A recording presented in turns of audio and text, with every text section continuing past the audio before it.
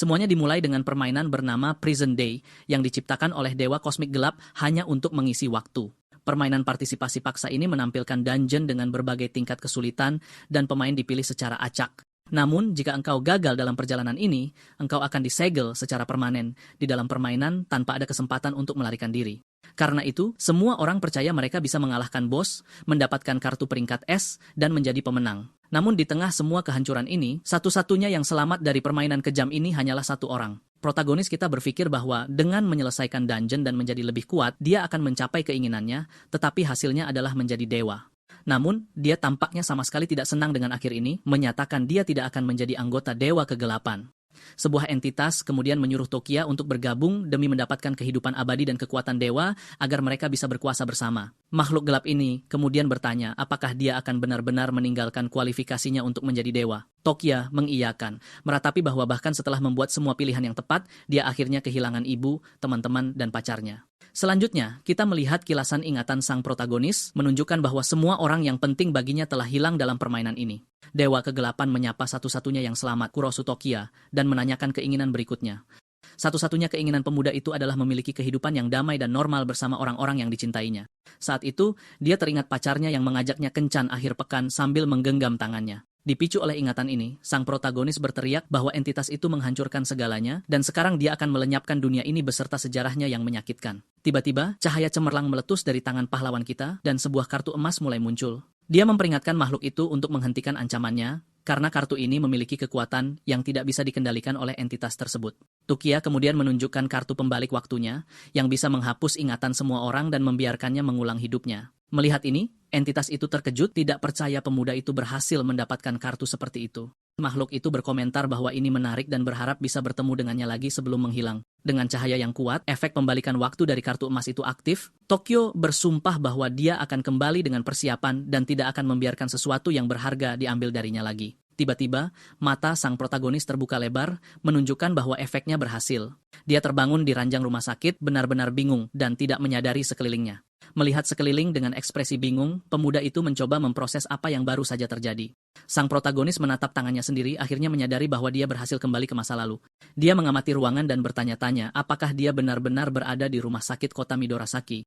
Saat itu, ibunya masuk ke kamar dan dengan cemas bertanya apakah dia mengalami mimpi buruk lagi. Dengan senyum lembut, dia mendekat dan menenangkannya, mengatakan bahwa dia ada di sana dan dia tidak perlu khawatir. Melihat ibunya hidup dan sehat di hadapannya, Tokyo sangat terkejut dan memanggil namanya dengan lembut. Dia ingat bahwa di lini waktu sebelumnya, kesadaran ibunya tersegel di dalam permainan, membuatnya dalam kondisi vegetatif. Diliputi emosi, pemuda itu memeluknya erat, mengatakan betapa dia sangat merindukannya. Bingung dengan reaksi putranya, dia bertanya apakah kondisinya memburuk. Kita mengetahui bahwa Kurosu Tokyo telah dirawat di rumah sakit sejak kecil karena gangguan disosiatif yang parah. Karena itu, dia terus-menerus mendengar suara dari banyak kepribadian di kepalanya, tetapi tidak ada yang mempercayainya. Meskipun kondisinya menghalanginya menjalani kehidupan normal, inilah rutinitas yang selalu dia dambakan. Namun, jam digital di meja menunjukkan pukul 17:26 dan waktu hampir habis. Tokyo menyadari Prison Day dimulai pukul 6 sore, artinya dia hanya punya 34 menit kebebasan. Kesadarannya akan ditransfer, dan jika dia kalah dalam permainan, tubuhnya di dunia nyata akan mengalami koma permanen. Mengetahui bahwa pemula memulai di dungeon peringkat E, dia bergegas menulis setiap strategi yang bisa dia ingat. Sadar bahwa dungeon itu sederhana, jika engkau tahu aturannya, dia menyatakan akan menyelesaikan semuanya hanya dalam 10 menit. Tokia perlu menulis dengan cara yang bisa dimengerti ibunya untuk meningkatkan peluangnya dan juga untuk membantu temannya, kita. Ibunya kemudian menasihatinya untuk tidak berlebihan dan mengatakan bahwa dia hanya akan keluar sebentar untuk membuang sampah. Melihat ibunya pergi, dia merenung bahwa tidak seperti ayahnya, ibunya tidak pernah sekalipun meninggalkannya. Dia teringat bagaimana ayahnya menghambur-hamburkan uang keluarga dan begitu saja meninggalkan mereka. Ibunya membesarkannya sendirian melalui kesulitan yang tak terhitung jumlahnya, dan dia baru sekarang mengerti bahwa hal-hal paling berharga selalu ada di sisinya. Tiba-tiba, pintu kamarnya terbuka dan seseorang masuk. Itu adalah temannya, kita, yang membawa makanan ringan favoritnya. Sang protagonis berkomentar bahwa sudah lama tidak bertemu. Temannya bingung karena mereka baru bertemu 3 hari yang lalu. Terungkap bahwa ini adalah teman masa kecilnya, Jaigonu Chikwita. Chikwita adalah satu-satunya yang membelanya saat kecil ketika orang lain memperlakukannya dengan buruk karena kondisinya. Namun, di kehidupan sebelumnya, temannya tewas saat mencoba menolongnya, dan pahlawan kita bersumpah tidak akan membiarkan tragedi itu terulang. Kembali ke masa kini, Temannya yang penasaran bertanya apa yang sedang dia tulis. Takia menjawab bahwa itu adalah panduan strategi. Temannya bertanya, apakah dia seharusnya bermain game, karena itu bisa memperburuk kondisinya. Tetapi pemuda itu bersikeras dia harus melakukannya. Kita akhirnya mengerti, berpikir itu pasti permainan yang luar biasa, sampai membuatnya begitu bertekad untuk bermain. Sang protagonis memberikan buku catatan itu, menyuruhnya membaca satu, dan memberikan yang lain kepada ibunya, membuat temannya bingung. Dia mendesak kita untuk membaca dan menghafal sebanyak mungkin, berjanji itu pasti akan berguna nanti. Meskipun menganggap perilaku temannya aneh, pemuda itu setuju dan mengambil buku catatan itu. Tukia bertekad bahwa untuk melindungi orang yang dicintainya, dia harus menyelesaikan dungeon, mengumpulkan kartu, dan menjadi yang terkuat.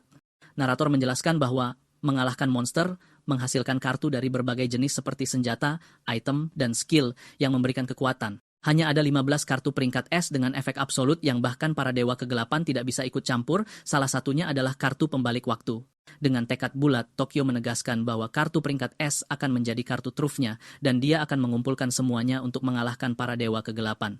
Jam di meja mendekati pukul 06.00, waktu untuk memulai permainan hampir habis. Melirik jam dan foto di meja, sang protagonis tahu bahwa Prison Day akan segera dimulai. Foto itu menunjukkan dia bahagia bersama ibu dan kidanya, tetapi kehidupan yang damai ini akan berakhir hanya dalam 1 menit.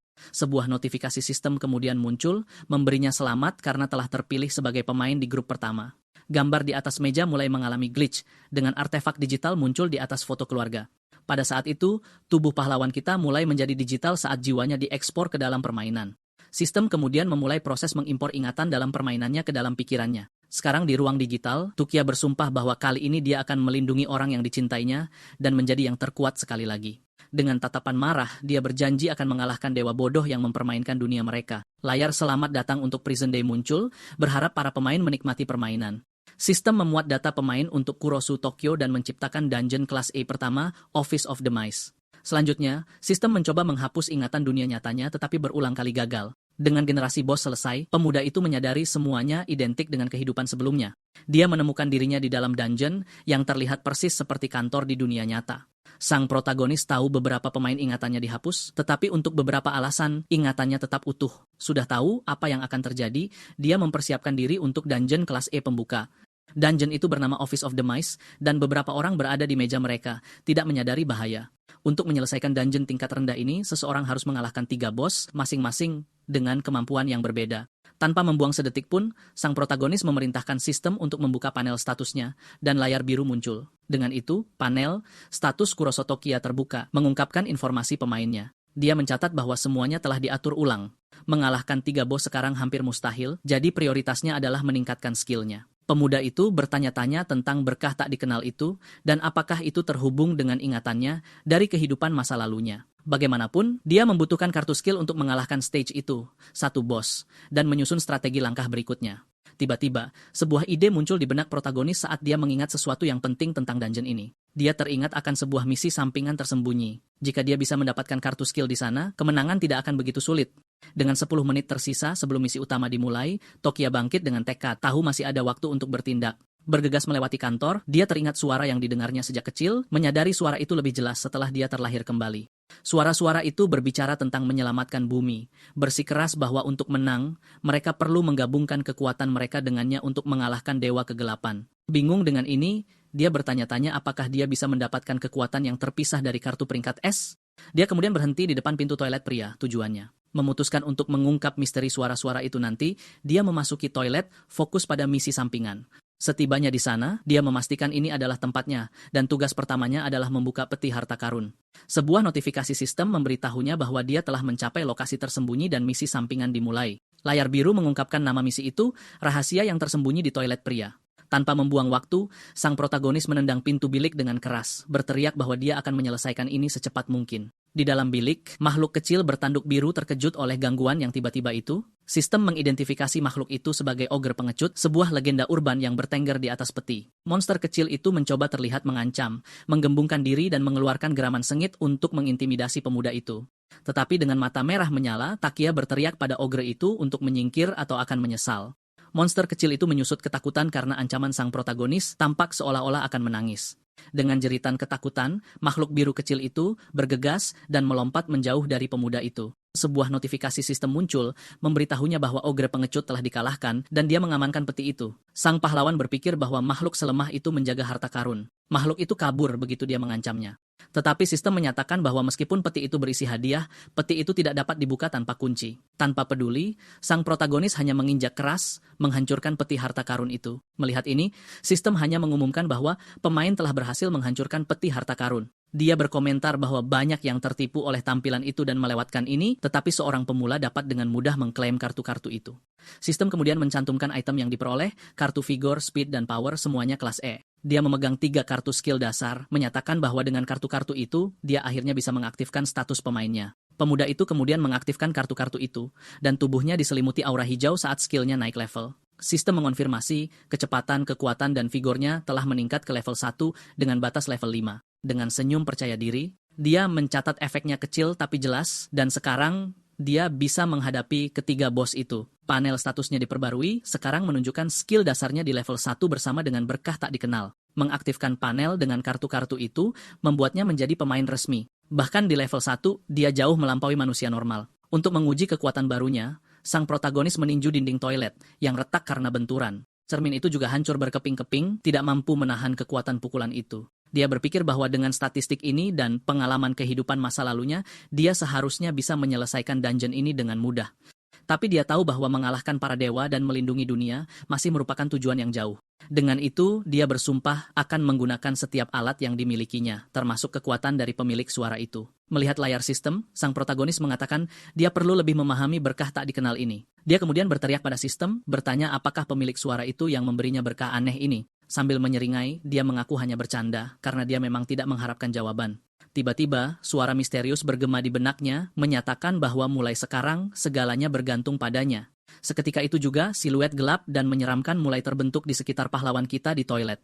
Bayangan itu kemudian menelannya sepenuhnya, menariknya ke dalam ruang gelap dan tak dikenal. Benar-benar bingung, pemuda itu mendapati dirinya melayang di kehampaan, tidak dapat memahami apa yang sedang terjadi. Suara itu melanjutkan pesannya, menyatakan bahwa mereka selalu mengawasinya dari suatu tempat. Dia menuntut untuk tahu siapa mereka, mengapa mereka membantunya dengan berkah misterius ini, dan apa motif mereka. Entitas itu menjawab bahwa pertama-tama dia harus membuktikan kelayakannya karena bantuan mereka hanyalah iseng belaka. Kembali di toilet, suara itu memperingatkannya bahwa pertempuran akan segera dimulai dan dia harus bergegas. Dengan tatapan penuh tekad, Takia menegaskan bahwa dia menginginkan kekuatan mereka dan pasti akan membuktikan kekuatannya. Sebuah notifikasi sistem mengumumkan hitungan mundur telah berakhir, bos telah dibuat, dan moderate telah dimulai. Layar menyambut mereka di Prison Day dan mengumumkan bahwa tantangan di Dungeon Office of the Mice dimulai. Sebuah peringatan muncul, siapapun yang tidak berada di posisinya akan gagal dalam raid. Batas waktunya adalah 59 detik. Sang protagonis berlari kencang, yakin bahwa dengan kartu kecepatannya, dia akan berhasil dengan sisa waktu yang cukup. Dengan hanya 18 detik tersisa, ketegangan meningkat saat dia berlari melewati kantor. Namun 2 pria menghalangi pintu depan, berteriak mereka tidak punya waktu untuk permainan. Kesal, sang pahlawan berpikir, selalu ada beberapa orang bodoh yang tidak bisa memahami situasi. Begitu penghitung waktu mencapai 0, kedua pemain di pintu itu langsung dieliminasi. Pemain lain terkejut dengan pemandangan itu, menyadari bahwa permainan ini nyata dan mematikan. Takia hanya menonton dengan tenang, berkomentar bahwa jika kau melanggar aturan di sini, semuanya akan berakhir. Tiba-tiba, gerbang digital merah mulai menutup, dan semua orang panik, tidak tahu harus berbuat apa. Sebuah peringatan berkedip, bos akan segera muncul, dan pertempuran melawan monster peringkat E akan dimulai. Di tengah kekacauan, siluet bos pertama dan para pengikutnya muncul di hadapan mereka. Sang protagonis sudah tahu ini akan terjadi dan untuk menyelesaikan dungeon, semua bos harus tumbang. Dengan itu, bos pertama muncul, tampak seperti seorang petugas kebersihan dan mengumumkan sudah waktunya membuang sampah. Sistem menampilkan statistik bos scavenger peringkat E yang memegang sapu besi dan pengki tajam. Pengikutnya adalah monster peringkat E-Cleaner dengan statistik dan senjata yang jauh lebih dasar daripada bosnya. Salah satu pemain meremehkan monster-monster itu, mengatakan bahwa peringkat E belaka tidak perlu dikhawatirkan. Seorang pria besar setuju, membual bahwa dia akan mengalahkan makhluk lemah itu hanya dengan beberapa pukulan bagus. Tokyo memperingatkan semua orang untuk tetap tenang karena kekuatan mereka di luar nalar, dan mereka tidak boleh sombong.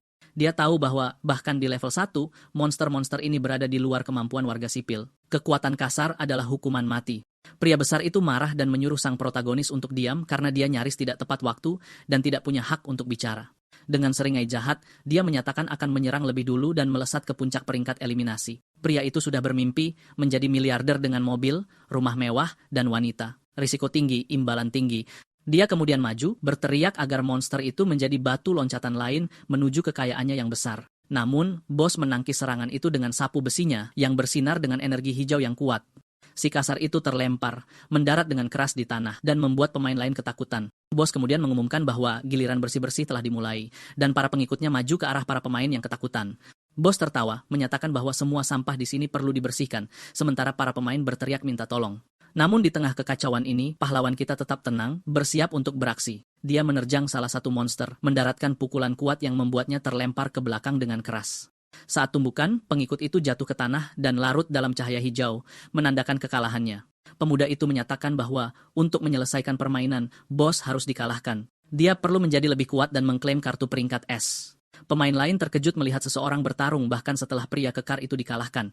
Salah satu pengikut bangkit kembali, bersikeras harus terus membersihkan sampah, membuktikan dia belum selesai. Dengan memegang sapu, sang protagonis menyerang monster itu dengan serangan vertikal bertenaga energi yang kuat. Pengikut itu larut menjadi partikel cahaya, dan sebuah kartu merah muncul di tempatnya sebagai hadiah. Dia menjelaskan bahwa notifikasi hadiah hanya muncul jika engkau memberikan pukulan terakhir, jika tidak engkau harus menyelesaikan pekerjaannya. Para pemain tercengang, bertanya-tanya siapa dia karena dia jelas lebih kuat dari pria berotot sebelumnya. Pemuda itu berpikir bahwa, bahkan pada level rendah, mengalahkan monster-monster ini bisa menghasilkan salah satu dari 3 kartu. Tanpa penundaan, sang protagonis memutuskan untuk mengaktifkan kartu kekuatan yang baru saja dia peroleh dalam pertempuran. Sistem mengonfirmasi bahwa kekuatannya telah meningkat dari level 1 ke level 2 dengan aktivasi kartu tersebut. Segera setelah itu, pengikut bos lainnya muncul, siap menyerang pahlawan kita dengan sapu besinya. Dia tahu bahwa setelah terbangun, bahkan perbedaan satu level saja sudah cukup untuk mengalahkan lawan. Monster itu menyerbu ke depan dengan sapunya, mencoba menyerang protagonis kita. Tapi dengan seringai, sang pahlawan menyatakan monster itu bahkan tidak sepadan dengan waktunya yang berharga. Dengan satu pukulan cepat dan tepat, dia mengalahkan pengikut itu, yang lenyap menjadi cahaya di hadapannya. Dia mendapatkan kartu kekuatan lain, meningkatkan level kekuatannya menjadi 3 dan membuatnya lebih kuat lagi. Tiba-tiba, pemuda itu merasakan serangan dari belakang dan berputar untuk membela diri. Dengan gerakan cepat dan tepat, dia menggunakan sapu besinya untuk melakukan serangan balik dan mengalahkan makhluk itu. Tukia kemudian berkata dengan nada superioritas bahwa serangan licik tidak mempan padanya. Sebuah notifikasi sistem mengonfirmasi dia telah mengalahkan cleaner lain dan mendapatkan kartu kecepatan peringkat E. Dia tersenyum sambil memegang kartu hijau baru, mencatat bahwa kecepatan adalah atribut penting lainnya untuk kemenangan. Bos dan pengikutnya yang tersisa menoleh ke pemuda itu, menyebutnya sampah kotor dan menjijikkan. Narator menjelaskan bahwa karena nilai agresi, pemain dengan banyak pembunuhan menjadi sasaran yang lebih berat, meningkatkan kesulitan. Sang pahlawan tahu skill bos meningkatkan kekuatannya, jadi dia harus bertarung sendirian dan mengalahkan mereka satu persatu. Dengan itu, bos dan 2 pengikut terakhirnya menyerang protagonis kita dengan semua yang mereka miliki. Tokia berteriak kepada pemain lain, menyuruh mereka melempar barang ke arah monster untuk mengulur waktu agar dia bisa melakukan serangan balik. Dia berpikir jika ada orang di sini yang berpotensi, dia bisa membantu mereka menyelesaikan dungeon, memungkinkan lebih banyak orang untuk bertahan hidup. Namun, para pemain lain ketakutan, mengatakan mereka akan dieliminasi jika menyerang monster. Melihat kepengecutan mereka, sang protagonis sadar dia harus menciptakan kesempatannya sendiri. Bos itu maju ke depan, sapu terangkat, meneriakkan sampah saat bersiap untuk menyerang. Tapi pemuda itu melemparkan keyboard ke arah monster yang menahan serangan dan menciptakan sedikit peluang. Para pemain lain terkejut dengan tindakannya, dan sang pahlawan bersorak lega melihat itu berhasil. Salah satu pemain kemudian berteriak pada yang lain bahwa pemuda itu berjuang untuk mereka, dan mereka harus membantu. Tapi pria berjas itu menahannya, berteriak bahwa orang normal seperti mereka tidak bisa melawan monster. Bos menjadi marah pada para pemain, menyatakan akan membersihkan semua tumpukan sampah ini. Dengan itu, monster itu menyerbu ke arah pemain lain, yang berteriak ketakutan saat monster itu mendekat. Seorang pemain berteriak putus asa, memohon seseorang melakukan sesuatu saat monster itu mendekat. Tapi Tokia bertindak cepat, mengalahkan 2 minion yang tersisa sekaligus dan menyelamatkan pemuda itu. Dengan senyum percaya diri, dia berpikir bahwa dengan statistiknya saat ini, dia bisa menyelesaikan ini dalam sekejap. Hanya bos yang tersisa. Sistem memberinya hadiah kartu kecepatan dan kartu kekuatan lain karena mengalahkan para minion.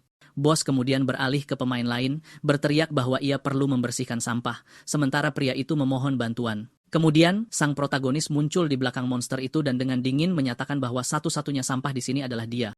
Dengan satu pukulan yang tepat dan kuat, dia menghabisi bos itu, yang tumbang tanpa kesempatan untuk membalas. Sistem memberi selamat kepada pemain Kurosu Tokia karena berhasil mengalahkan bos tahap pertama. Dengan ini, peringkat kontribusi terbuka, dan pemuda itu dihadiahi hadiah karena telah mengalahkan bos. Dengan 700 poin, dia menempati posisi pertama dan mengetahui bahwa para pemimpin menerima kartu peringkat S nomor 1. Dia merenung bahwa dia tidak mendapatkan kartu ini di kehidupan masa lalunya, dan bertanya-tanya tentang kekuatannya. Dia memperhatikan pemain lain masih belum mengalahkan monster apapun, tetapi tahu bahwa bertahan di puncak akan menjadi sebuah tantangan. Dijelaskan bahwa peringkat itu mencakup setiap pemain yang diundang ke dungeon pertama di seluruh dunia. Kedatangan Prison Day terjadi serentak di seluruh dunia, memengaruhi banyak orang sekaligus. Dia ingat bahwa di kehidupan sebelumnya, ada banyak individu kuat dengan kemampuan unik dan luar biasa. Karena hadiah dan peringkat berubah di setiap dungeon, dia harus selalu menyelesaikannya dengan nilai sempurna. Sekarang lebih kuat dari sebelumnya, dia bersumpah untuk mengalahkan Dewa Kegelapan, dan untuk melakukannya, dia membutuhkan kartu nomor 1. Sistem kemudian menampilkan hadiahnya, 2 kartu vigor dan 2 kartu spesial, kemurnian dan benih besi. Dia terkejut dengan benih besi, berkomentar bahwa dia beruntung karena itu bisa menciptakan senjata berdasarkan auranya. Kartu benih besi menciptakan senjata besi khusus dan menawarkan kesempatan untuk mendapatkan yang spesial. Dia berpikir senjata terbaik yang mungkin adalah pedang atau katana, dan berharap mendapatkan keberuntungan. Sang protagonis kemudian beralih ke pria berkacamata yang membantunya tadi, mengejutkannya. Tukia mencatat bahwa pria itu membantunya dalam situasi berbahaya, sebuah kualitas yang diperlukan untuk menjadi pemain yang baik. Sang pahlawan berterima kasih padanya karena telah mengalihkan perhatian bos, tetapi pria itu dengan rendah hati mengatakan dia hanya mencoba menyelamatkan dirinya sendiri. Karena itu, dia menawarkan beberapa kartu kepada pria itu, menjelaskan bahwa kartu itu bisa membangkitkan kekuatannya dan membantunya. Tapi pria berkacamata itu merasa canggung dan menolak, bersikeras bahwa sang protagonislah yang seharusnya menggunakannya. Tokyo bersikeras, menyuruhnya untuk tidak malu-malu karena dia telah membantu dan pantas mendapatkan hadiahnya. Dia kemudian menunjukkan cara menggunakan kartu, berpikir dia perlu meningkatkan atributnya sendiri untuk tahap 2. Tanpa membuang waktu lagi, pahlawan kita mengaktifkan kartunya sendiri untuk bersiap menghadapi tantangan berikutnya. Statistik kekuatan dan kecepatannya naik ke level 4 dan pria berkacamata itu akhirnya mengerti prosesnya. Adachi kemudian mengaktifkan kartunya dan merasakan tubuhnya menjadi lebih ringan, mengalami kenaikan level untuk pertama kalinya. Jendela statusnya muncul memperlihatkan namanya, Adachi Fumihaiko, dan atribut dasarnya yang baru. Dia terkejut melihat dia mendapatkan poin pengalaman tanpa mengalahkan monster secara langsung. Tukia menjelaskan bahwa hanya dengan berkontribusi dalam pertarungan akan memberikan pengalaman dan naik level juga meningkatkan atribut. Adachi kemudian menanyakan level pahlawan kita, dan dia menjawab sudah berada di level 4, membuat pria itu tertegun. Selanjutnya, kita melihat panel status terbaru Tokia, menunjukkan dia telah mencapai level 4 di semua atribut. Dia kemudian mengambil benih besi dengan antusias untuk melihat senjata apa yang akan dihasilkan auranya. Benih itu mulai berubah di tangannya, melepaskan energi biru yang intens dan kuat. Pedang itu adalah senjata tipe pertumbuhan yang menyerap HP lawan dan mendapatkan skill baru setiap 10 level. Sambil tersenyum, dia berkomentar bahwa ini tidak buruk sama sekali, dan sebagai senjata langka, ini bisa menyaingi senjata peringkat C. Adachi tercengang, mengatakan itu luar biasa, dan seperti yang diharapkan dari orang yang mengalahkan monster itu. Sang protagonis berpikir senjata baru itu tidak sebanding dengan yang dia gunakan di kehidupan masa lalunya, tetapi mengakui itu punya potensi. Sebuah notifikasi sistem memberi selamat kepada semua orang karena berhasil menyelesaikan tahap pertama dungeon. Segera setelah itu, tahap 2 diumumkan dan semua pemain harus melanjutkan ke ruang makan bos. Pemuda itu menyadari, semuanya berjalan persis seperti di kehidupan masa lalunya yang menenangkan sarafnya. Dia kemudian mengajak Adachi untuk bergabung dengannya, dan pria berkacamata itu menerima tanpa ragu. Toki menjelaskan dia menginginkan rekan yang cerdas untuk masa depan, dan Adachi adalah pilihan yang sangat baik. Senang dengan kesempatan itu, pria itu menerima, dan sang protagonis mendesak mereka untuk menuju ke lokasi berikutnya. Para pemain lain kemudian mulai memohon untuk diajak, menjanjikan hadiah dan bantuan. Seorang pemain berargumen bahwa jika dia sangat terampil, dia harus membantu orang lain dan membawa semua orang bersamanya. Dengan mata menyala merah karena marah, sang protagonis mengancam akan menghancurkan pria itu jika dia tidak bergerak. Para pemain benar-benar ketakutan oleh ancaman dan aura mengintimidasi pahlawan kita. Tanpa sepatah kata pun, dia dan Adachi berjalan melewati pemain lain yang menyingkir karena takut. Salah satu pemain mengomentari tatapan mengerikannya, dan bagaimana tatapan itu membuatnya merinding. Adachi bertanya apakah dia benar-benar meninggalkan yang lain, tetapi sang protagonis mengatakan mereka hanya akan memperlambatnya. Dia dengan dingin menyatakan tidak punya kewajiban untuk menyelamatkan semua orang, dan bahwa dia bukanlah orang suci. Adachi kemudian berjanji akan melakukan yang terbaik agar tidak menjadi beban, dan Tokyo memperingatkannya tentang bos berikutnya. Pria berkacamata itu tertarik dengan penyebutan korupsi mental dan bertanya apakah itu adalah debuff dari monster. Mereka tiba di ruang makan bos, di mana sistem menginstruksikan mereka untuk duduk guna berpartisipasi dalam tahap 2. Saat masuk, aroma makanan yang lezat memenuhi udara, dan monster merah muncul di hadapan mereka. Adachi menjerit kaget saat monster merah terang itu tiba-tiba muncul di depannya. Tokyo memperingatkannya untuk segera duduk, atau dia akan dieliminasi seperti yang lain yang gagal mengikuti aturan. Mereka duduk, dan pria berkacamata itu berkomentar bahwa karena lokasinya dekat dengan tahap 1, seharusnya tidak ada yang terlambat. Tetapi sang protagonis membantah bahwa jika mereka membuat pilihan yang salah, mereka tidak akan tiba tepat waktu. Sementara itu, para pemain lain berlari mati-matian di lorong, menyesal tidak berangkat lebih awal. Hitung mundur mencapai 10 detik dan ketegangan meningkat bagi para pemain yang terlambat. Mereka akhirnya sampai di ruang makan dan berebut mencari tempat duduk. Timer kemudian mencapai 0 dan sistem mengumumkan akhir dari hitung mundur untuk tahap 2. Salah satu pemain terakhir yang tiba berdiri di pintu, lega, berpikir dia aman. Tapi tiba-tiba, dia merasakan kehadiran yang menakutkan tepat di belakangnya, dan matanya melebar ketakutan. Bos tahap menyerangnya dari belakang, menyatakan waktunya habis, dan dia keluar dari permainan. Pemain lain terkejut menyadari si juru masak merah adalah bos tahap ini. Dengan gerobak penuh makanan aneh, bos memerintahkan semua pemain untuk makan. Adachi meringis jijik saat bos menyajikan lendir hijau yang menjijikkan ke piringnya. Makanan itu tampaknya terbuat dari monster dari tahap sebelumnya, membuatnya semakin mengerikan. Pantulan di kacamata Adachi mengungkapkan kengerian dan rasa jijiknya yang luar biasa terhadap situasi itu. Dia kemudian menyadari bahwa zat dalam makanan itu adalah salah satu monster dari sebelumnya dan merasa ngeri. Sistem memperingatkan bahwa melihat makanan akan menyebabkan korupsi mental, menurunkan statistik mereka. Adachi khawatir bahwa dengan atribut yang berkurang, menyelesaikan dungeon akan jauh lebih sulit, tetapi Takia menatap makanan lengkap itu, dan dengan tenang memberitahu temannya bahwa itu belum semuanya. Sebuah pemberitahuan sistem menyatakan perjamuan dari dunia bawah telah disajikan. Menyisakan makanan akan mengakibatkan pembalasan dari monster.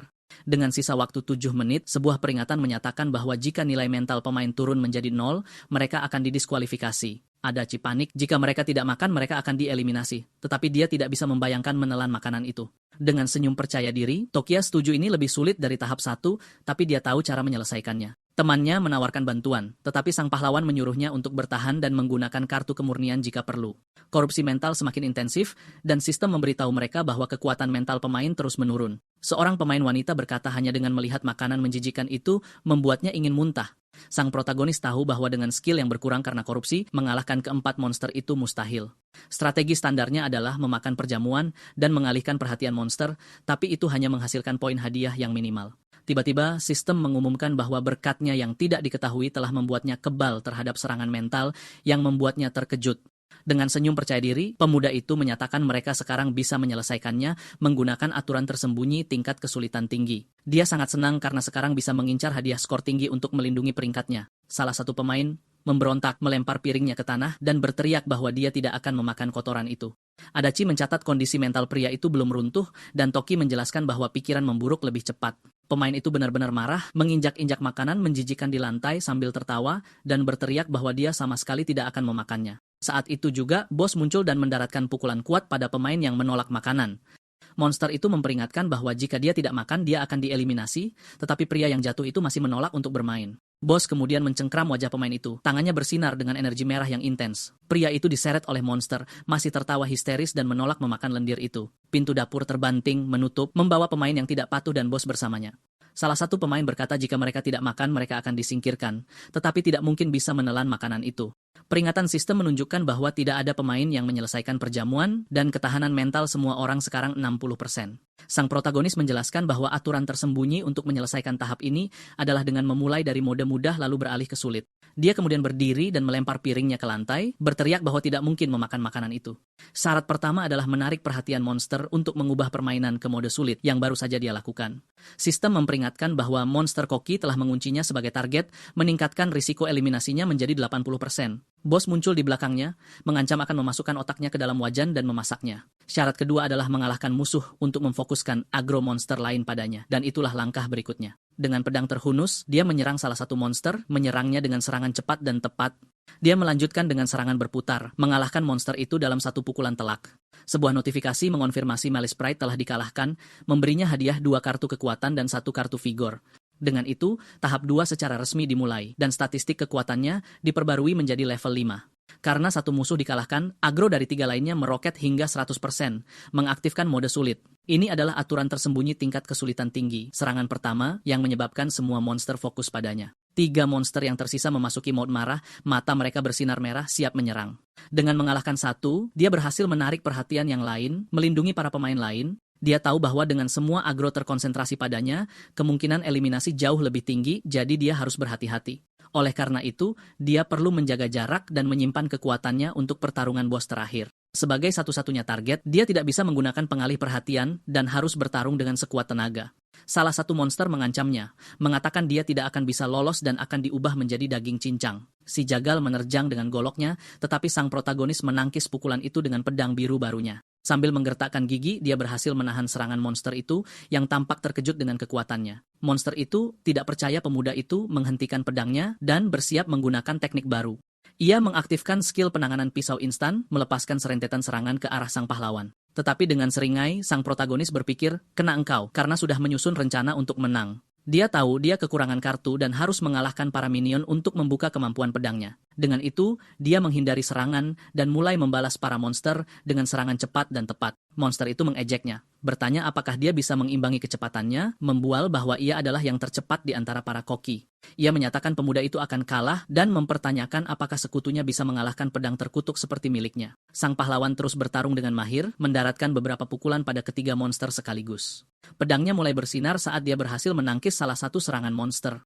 Salah satu makhluk itu berteriak kaget saat proyektil ditembakkan dari pedang protagonis kita. Monster itu bertanya-tanya bagaimana skill mereka bisa identik dan bagaimana ini bisa begitu tidak adil. Skill eksklusif pedang terbuka memungkinkannya menggunakan tebasan pemecah waktu yang kuat. Monster itu kemudian menyadari bahwa serangan pemuda itu mengisi poin skillnya. Putus asa, ia berteriak agar yang lain lari, menyadari semua itu adalah jebakan yang terencana dengan baik. Tetapi dengan senyum jahat, sang protagonis berkata sudah terlambat dan mengaktifkan skill barunya. Dengan satu tebasan energi merah yang kuat, dia menyerang ketiga monster sekaligus. Sistem mengonfirmasi bahwa si jagal, si ahli gastronomi, dan si pemotong semuanya telah dikalahkan. Dengan kemenangan di tangan, dia berkomentar bahwa jebakan yang paling jelas seringkali yang paling nyata, dan mengambil hadiahnya. Adachi lega, mengatakan tangannya berkeringat, tetapi sang protagonis menghitung semuanya dengan sempurna. Sebuah peringatan sistem menyatakan aturan tersembunyi telah diaktifkan. Bos tahap sekarang marah, meningkatkan kemampuannya. Adachi panik melihat kemampuan bos telah meningkat karena aturan tersembunyi. Tiba-tiba, seluruh ruang makan mulai bergetar dengan energi merah yang menyeramkan, menandakan kedatangan bos. Sang protagonis memperingatkan semua orang bahwa bos sekarang lebih kuat. Jika mereka tidak mengalahkannya, mereka semua akan dieliminasi. Aturan tersembunyi memaksa konfrontasi langsung, tetapi sebagai gantinya meningkatkan hadiah sebesar 30%. Dengan tatapan penuh tekad, sang pahlawan menyatakan tujuannya di dunia ini adalah untuk mengklaim hadiah terbaik. Pintu dapur meledak dan bos muncul, tangannya bersinar dengan energi merah. Dengan marah ia mengaum, menuntut untuk tahu siapa yang melenyapkan koki-koki berharganya saat statistiknya terungkap. Adachi ketakutan dengan kekuatan bos, bertanya-tanya apakah mereka mungkin bisa memenangkan pertarungan ini. Tanpa ragu, sang protagonis menggunakan semua kartu yang tersedia, bersiap untuk pertarungan terakhir. Dia tahu dia tidak bisa menahan diri melawan bos yang ditingkatkan dan melepaskan kekuatan penuhnya. 4 kartu skill digunakan sekaligus, memaksimalkan statistik kekuatan, kecepatan, dan vigornya. Karena kartu peringkat E dibatasi hingga level 5, kartu kecepatan yang tersisa sekarang tidak berguna. Dia melemparkan kartu-kartu ekstra itu ke Adachi, menyuruhnya untuk segera menggunakannya untuk membantu dalam pertarungan. Pria berkacamata itu mengaktifkan kartu kecepatan yang dia terima dari protagonis kita, memperkuat dirinya. Statistik kecepatan dan vigornya meningkat, dan dia menyadari sang pahlawan memberinya kartu untuk membantunya bertahan hidup. Bos itu mengaum marah, sekali lagi menuntut untuk tahu siapa yang bertanggung jawab menyingkirkan koki-kokinya. Para pemain lain lumpuh oleh auman monster itu, kehilangan keinginan mereka untuk melawan kekuatannya. Tapi Adachi menyadari dia tidak merasa takut, kekuatan kartu melindunginya dari auman bos. Bos mengancam para pemain, mengatakan akan menghancurkan kepala mereka jika mereka tidak mengungkapkan siapa yang menyingkirkan koki-kokinya. Tiba-tiba, sesuatu melesat di udara dengan kecepatan tinggi ke arah monster, tepat saat ia akan menyerang. Itu adalah sang protagonis yang muncul dan menangkis serangan bos dengan pedangnya, menyelamatkan yang lain. Monster itu terkejut, serangannya dihentikan oleh seorang pemain biasa dan menatapnya dengan marah. Tukia kemudian mengaku bersalah dengan menantang menyatakan bahwa dialah yang melenyapkan para koki. Bos bersumpah akan membuatnya membayar dengan cara yang paling menyedihkan, mengatakan akan mengambil otaknya setelah yang lain. Tetapi sang pahlawan memotongnya dengan seringai, balas berkata bahwa dia akan memotong lehernya sebelum itu terjadi. Monster itu tertawa, menantangnya untuk mencoba saat ia menyerang dengan goloknya, siap untuk serangan habis-habisan. Dampak dari bentrokan mereka menciptakan gelombang kejut kuat yang meretakkan lantai ruang makan. Adachi meneriakkan nama sang protagonis dengan cemas saat melihatnya terlempar ke belakang oleh kekuatan bos. Tapi pemuda itu bangkit, meyakinkan temannya yang cemas bahwa dia baik-baik saja. Dia merenung sudah lama sejak dia mendengar seseorang memanggilnya seperti itu, dan pikirannya melayang ke masa lalu. Di kehidupan sebelumnya, teman-temannya memanggilnya dengan nama itu, tetapi mereka semua hilang sendirian dalam perjalanan. Dia kemudian mengingat dengan sedih bagaimana rekan-rekannya gugur, meninggalkannya sendirian. Dengan ekspresi muram, dia bertanya-tanya mengapa hanya dia yang selamat di tengah begitu banyak tragedi. Bos menyerang lagi, berteriak akan mencincangnya, dan bersiap untuk serangan kuat lainnya. Sang protagonis berpikir bahwa dia tidak mengerti saat itu, tetapi sekarang dia tahu apa yang harus dilakukan. Dia menghadapi monster itu dengan tekad, berteriak agar bersiap untuk akhir dengan tatapan mematikan.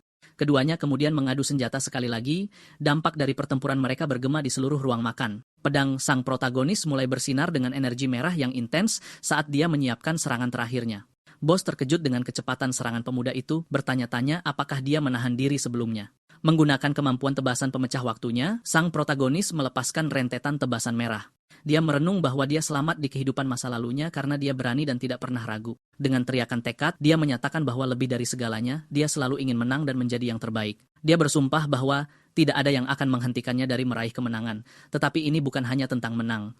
Sang protagonis menyatakan dia ingin melindungi nyawa semua orang dan mempertahankan dunia yang normal dan damai. Sistem mengumumkan bos tahap kedua telah dikalahkan dan hadiahnya ditingkatkan sebesar 30.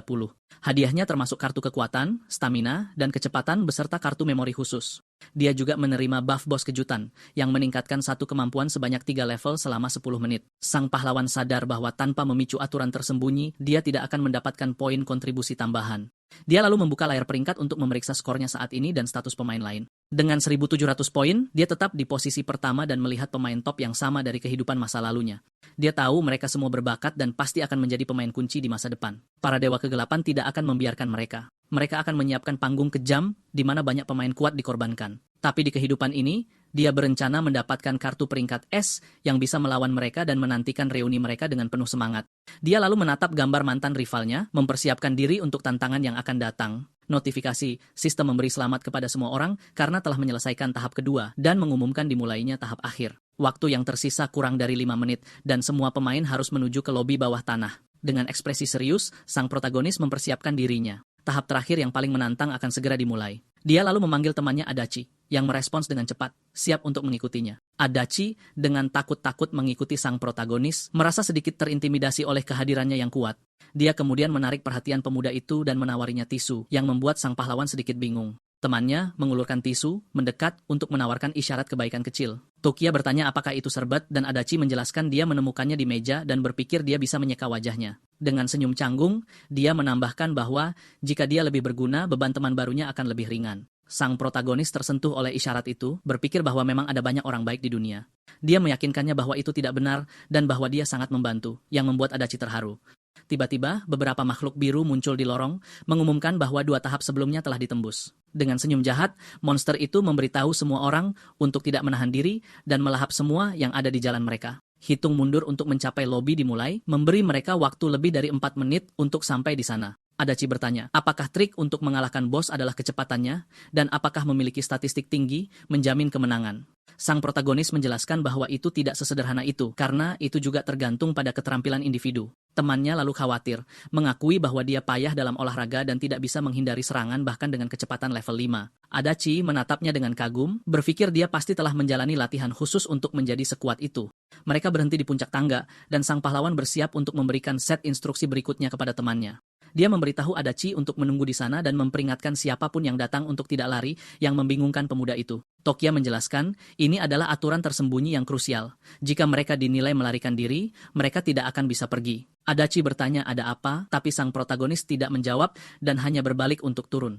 Dia mengatakan karena temannya tidak mengalahkan bos, akan terlalu berbahaya baginya untuk turun. Adachi mengerti dan berjanji akan memperingatkan semua orang dengan memberi hormat, membuat Tokia berpikir temannya adalah orang yang baik. Dia tahu bahwa dengan bantuan, dia dapat dengan mudah membuka aturan tersembunyi, tetapi melakukannya sendiri akan sulit. Tokia sadar bahwa tahap ketiga berisi 10 penjaga level 5 dan 1 bos level 7. Ini adalah tahap yang jauh lebih sulit daripada yang kedua, dengan penjaga yang tangguh dan pemimpin yang bahkan lebih kuat. Di kehidupan masa lalunya, satu-satunya cara untuk menyelesaikannya adalah dengan bekerja sama dan melawan musuh sebagai tim. Tiba-tiba, dia mendengar seseorang memanggil namanya dari puncak tangga dan berbalik untuk melihat siapa itu. Seringai muncul di wajahnya saat dia menyadari orang yang ditunggunya akhirnya tiba. Di kehidupan masa lalunya, orang ini juga menemukan aturan tersembunyi dan itu adalah kunci kemenangan kelompok mereka. Namanya adalah Konami Yuya, dan di lini waktu sebelumnya, dia menonjol bahkan sebelum protagonis kita. Adachi mencoba menyampaikan pesan jangan lari, tetapi Yuya salah mengartikannya sebagai ejekan. Tokia turun tangan, menjelaskan bahwa itu bukan lelucon, tetapi peringatan dari seorang rekan setim. Yuya mengakui penampilannya yang mengesankan di tahap kedua, mengakui bahwa dia tidak membutuhkan bantuan apapun. Tetapi sekarang setelah dia memahami situasinya, dia ingin menantang sang pahlawan untuk membuktikan siapa yang terkuat. Dia menerjang untuk menyerang, tetapi sang protagonis memperingatkannya untuk fokus mengalahkan bos berikutnya terlebih dahulu. Sang pahlawan menyatakan dia menghadapi musuh yang salah dan mereka harus bergabung untuk menang. Dengan satu pukulan cepat dan tepat, dia memukul dada Yuya, membuatnya terbang ke belakang. Pemuda itu terkejut dengan kekuatan Super Tokia, tidak dapat percaya apa yang baru saja terjadi. Dia bertanya-tanya apakah itu peningkatan yang disebabkan oleh game atau semacam kemampuan khusus yang tidak dia sadari. Sang protagonis kemudian menawarkan Yuya 3 kartu yang mengundangnya untuk bergabung dalam pertempuran. Dengan tatapan curiga, pemuda itu bertanya apa maksudnya bergabung denganmu dan menatapnya tajam. Sang pahlawan mengonfirmasi, menambahkan bahwa jika dia bergabung dengannya, ketiga kartu kekuatan itu miliknya. Sang protagonis kemudian menjentikan kartu memori ke arah Yuya yang mengenai dahinya tepat. Kartu hijau itu bersinar terang, mulai memulihkan ingatan pemuda itu dan membuatnya terpana oleh sensasi itu. Tokia tahu bahwa menghapus ingatan menghalangi persatuan tanpanya. Tidak ada alasan untuk melindungi apapun. Dia sadar bahwa Dewa Kegelapan memahami sifat manusia, dan ini adalah senjata terbesarnya untuk melawan mereka. Ingatan itu membangkitkan kenangan Yuya, dan aura hijau sepenuhnya menyelimutinya. Sang pahlawan mengatakan dia tahu siapa yang Yuya pedulikan dan bertanya apakah dia akan menerima proposalnya sekarang. Yuya mengingat adiknya dan menyadari dia harus bertahan hidup untuk bertemu dengannya lagi. Dia kemudian bertanya apakah dengan bergabung dengan sang protagonis, mereka dijamin akan menyelesaikan dungeon. Dengan senyum percaya diri, Takia meyakinkannya bahwa mereka akan berhasil dan melemparkan 3 kartu kekuatan kepadanya. Yuya berjanji tidak akan melupakan kebaikan ini dan mengaktifkan kartu-kartu itu, meningkatkan statistik kekuatannya. Takia mengumumkan dia akan pergi duluan karena masih ada musuh yang harus dikalahkan di sepanjang jalan. Dia kemudian mengaktifkan kartu kekuatannya sendiri dan buff bos kejutan untuk mempersiapkan dirinya. Sang pahlawan tahu bahwa bahkan di level 7, bos berikutnya akan menjadi tantangan dan dia membutuhkan lebih banyak kekuatan. Untungnya, buff itu meningkatkan kekuatannya sebanyak 3 level, membuatnya jauh lebih kuat untuk pertempuran. Dengan seringai, dia berterima kasih kepada bos atas bantuannya dan mencatat kekuatannya telah naik 1 level lagi. Tiba-tiba, beberapa monster biru muncul di hadapan mereka, siap untuk pertempuran terakhir tahap ini. Monster-monster itu mengejek keduanya, menyebut mereka kurus kering dan mengklaim mereka tidak akan tahan serangan kuat mereka. Untuk pertama kalinya, Yuya merasakan kehadiran monster yang mengintimidasi dan sedikit gugup. Dia kemudian bertanya-tanya, apakah mereka berdua saja benar-benar bisa mengalahkan makhluk-makhluk kuat ini. Tetapi, sang protagonis meyakinkannya, menyatakan mereka berdua lebih dari cukup untuk menang. Sistem menampilkan statistik pemain dengan Tokia di tingkat kekuatan 11 dan Yuya di tingkat 2. Dengan kekuatannya yang bertambah, sang protagonis menyatakan bahwa dialah bos panggung sekarang dan bersiap untuk menyerang. Dia menyerbu monster dengan pedang terhunus, tetapi Yuya berteriak padanya untuk menunggu dan tidak terburu-buru. Pemuda itu berpikir tindakan sang pahlawan adalah bunuh diri, dan tidak mengerti mengapa dia mengambil risiko seperti itu. Yuya teringat pertarungan bawah tanahnya, di mana dia selalu menghadapi orang asing dalam pertarungan berbahaya. Dia tahu, strategi terbaik dalam situasi ini adalah menganalisis lawan dengan cermat. Dengan senyum percaya diri, lawannya menyerang ke depan, mengarahkan pukulan yang kuat dan tepat. Dia mengamati gerakan musuh dengan cermat, bersiap untuk serangan balik dan bertahan. Dengan gerakan cepat, dia menghindari pukulan itu dan mendaratkan pukulan kuat yang langsung menjatuhkan lawannya. Tetapi Tokia memperingatkannya untuk tidak maju secara membabi buta atau dia akan dikalahkan oleh monster biru. Salah satu penjaga memanggilnya lemah dan mengancamnya dengan tongkat listriknya saat statistiknya terungkap. Monster itu kemudian menerjang dengan serangan pendahuluan, mencoba memukul protagonis dengan tongkatnya. Dengan pedangnya siap, dia bersiap untuk serangan balik, memberikan pukulan yang kuat dan tepat. Yuya terkesan dengan kecepatan dan kekuatan pemuda itu, bertanya-tanya apakah dia menahan diri sebelumnya. Penjaga itu merasakan ada yang salah dengannya dan memerintahkan yang lain untuk menggunakan keterampilan mereka dan menyerang sebagai kelompok. Dengan sisa waktu 56 detik, peringatan sistem memperingatkan semua pemain untuk memasuki lobi bawah tanah. Keduanya kemudian saling berhadapan dalam diam, bersiap untuk pertempuran terakhir yang akan segera dimulai. Yuya dan Tokia saling bertatapan, bersiap untuk pertempuran yang menunggu mereka di lobi bawah tanah. Dia tahu bahwa, sebagai aturan tersembunyi, musuh akan menyerang saat mereka melangkah ke lobi, bahkan selama hitungan mundur. Dengan pedangnya yang bersinar biru, dia menyerang para penjaga dengan serangan berputar yang kuat. Dengan sisa 49 detik, dia berpikir dia perlu mengalahkan monster sebanyak mungkin untuk melindungi semua orang. Adachi mencoba menenangkan pemain lain, meyakinkan mereka bahwa mereka punya banyak waktu untuk mencapai lobi. Sang protagonis menyadari temannya telah memahami rencananya dan senang dengan pemikirannya yang cepat. Dengan sisa 21 detik, Adachi menginstruksikan semua orang untuk memasuki lobi bawah tanah secara teratur. Dia mengerti niat sang pahlawan adalah untuk mengulur waktu sampai detik terakhir, mencegah siapapun memasuki lobi terlalu dini. Hitung mundur mencapai hanya 12 detik dan ketegangan meningkat bagi para pemain yang belum masuk. Yuya berpendapat musuh tidak sekuat itu, dan mereka harus membantu protagonis protagonis dalam pertempuran, tetapi Tokia meneriakinya untuk tetap di belakang dan tidak ikut campur dalam pertarungan melawan penjaga biru. Monster-monster itu berkomentar bahwa pemuda itu terlalu kuat dan mereka perlu mengisi ulang daya dengan menargetkan pemain lain. Sang pahlawan kemudian menarik perhatian Yuya, menyatakan sekarang gilirannya untuk bergabung dalam pertarungan. Salah satu penjaga menyerang para pemain, tetapi Yuya melangkah ke depan untuk melindungi mereka dari serangan itu. Dengan raungan marah, dia mencoba menahan pukulan monster itu tetapi terlempar ke belakang. Dia kemudian berteriak pada monster itu untuk tidak berani menyentuh yang lain, menyadari ada alasan sang pahlawan melindungi mereka. Yuya mencoba memukul penjaga itu dengan tinjunya tetapi mendapati pukulannya tidak menimbulkan kerusakan. Dia kemudian bertanya-tanya bagaimana protagonis berhasil melawan monster sekuat itu. Adachi memberitahu semua orang untuk diam agar tidak menarik perhatian monster, menambahkan bahwa sang pahlawan akan menanganinya. Pemain lain setuju, memutuskan satu-satunya hal yang bisa mereka lakukan sekarang adalah mempercayai mereka. Mereka kemudian berharap keduanya bisa bertahan dan tidak jatuh ke tangan monster biru. Sang protagonis menyadari poin keterampilan pedangnya telah terakumulasi sepenuhnya. Salah satu penjaga kemudian memerintahkan monster lain untuk menyerang sekaligus dan mengakhiri pertarungan. Dengan tatapan percaya diri, sang protagonis mengatakan dia memikirkan hal yang persis sama dengan para monster. Dia kemudian melepaskan tebasan pemecah waktunya, menyerang semua penjaga sekaligus dengan keterampilannya yang kuat. Adachi dan yang lainnya terkagum-kagum, berkomentar betapa luar biasanya memiliki seseorang sekuat itu di pihak mereka. Sementara itu, Yuya berjuang melawan satu penjaga, bertanya-tanya bagaimana sang pahlawan begitu luar biasa kuatnya. Tokia kemudian menghadapi penjaga terakhir yang berdiri, memperingatkan dengan tatapan dingin bahwa dialah berikutnya. Tapi penjaga ini adalah bos terakhir level 7, dan dia balas menatap pemuda itu dengan seringai psikopat. Monster itu mengatakan dia senang menghabisi orang-orang seperti protagonis dan bersiap untuk bertarung. Pemain lain ketakutan oleh level bos, kekuatan 10, dan mulai meragukan peluang kemenangan mereka. Sang pahlawan maju ke depan, mengingat bahwa di kehidupan masa lalunya, bos ini mengalahkan banyak orang dalam pertarungan yang panjang dan berlarut-larut. Dengan pedangnya, dia melepaskan tebasan energi merah yang kuat ke arah musuh. Tetapi dia berpikir bahwa kali ini, dia sendiri sudah lebih dari cukup untuk menang.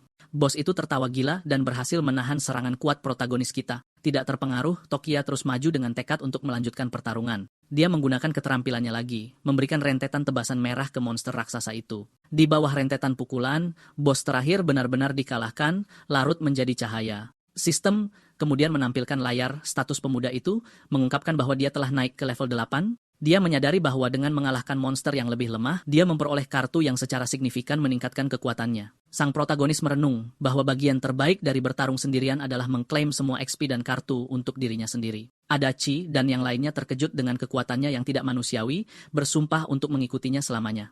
Melihat hanya satu monster yang tersisa, Yuya menyerang, berteriak dia akan menyelesaikannya dengan satu pukulan. Tetapi monster itu dengan marah membalas bahwa Yuyalah yang akan bernasib sial. Namun, sebelum si rambut merah bisa menyerang, protagonis muncul dan membelah penjaga itu menjadi dua dengan satu pukulan. Yuya jatuh ke tanah, tertegun, tidak percaya, dia langsung mengalahkan monster yang sangat sulit dia lawan.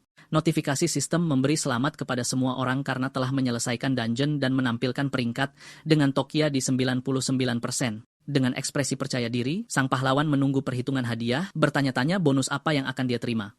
Layar mengungkapkan bahwa hadiah kelangsungan hidup memungkinkan mereka untuk membawa semuanya kembali ke dunia nyata. Pemain lain sangat gembira melihat mereka juga akan menerima hadiah atas usaha mereka. Sang protagonis berpikir bahwa menyelesaikan dungeon memberikan hadiah dasar yang membantu kelangsungan hidup tetapi ada syaratnya. Di kehidupan sebelumnya, individu yang lebih kuat mulai menggunakan kekuatan mereka untuk kejahatan di dunia nyata. Oleh karena itu, kali ini, dia memutuskan harus menetapkan aturan untuk mengelola para pemain sesegera mungkin. Untuk melakukannya, dia membutuhkan dukungan dan dia tahu peringkat teratasnya akan menarik beberapa tokoh kuat. Layar peringkat kontribusi keseluruhan menempatkannya dengan kokoh di urutan pertama dengan keunggulan 3000. Dia melihat dirinya sebagai pemimpin yang tak terbantahkan. Bagi orang lain, dialah yang menentukan aturan permainan.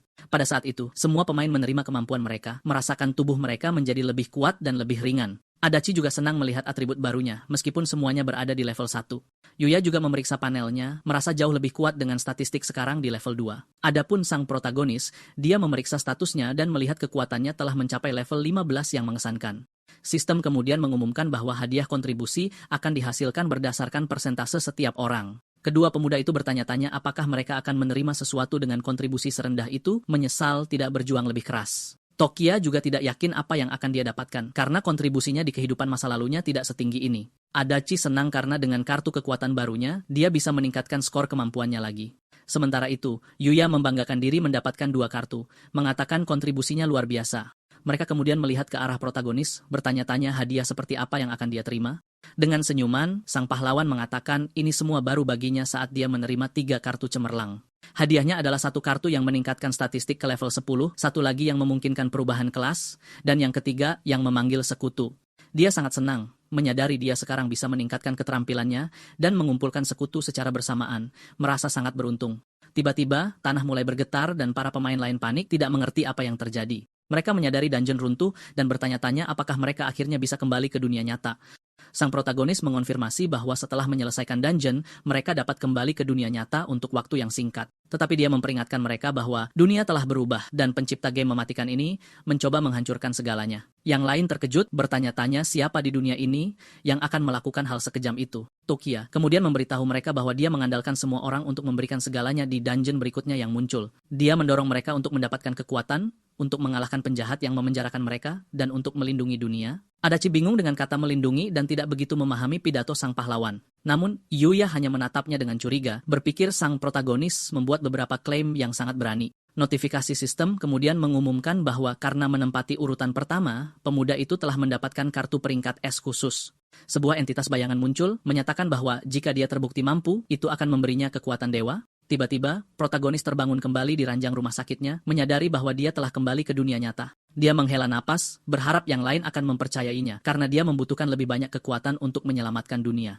Pada saat itu, seorang perawat bergegas masuk ke kamar, berteriak kepada dokter bahwa pasien akhirnya terbangun.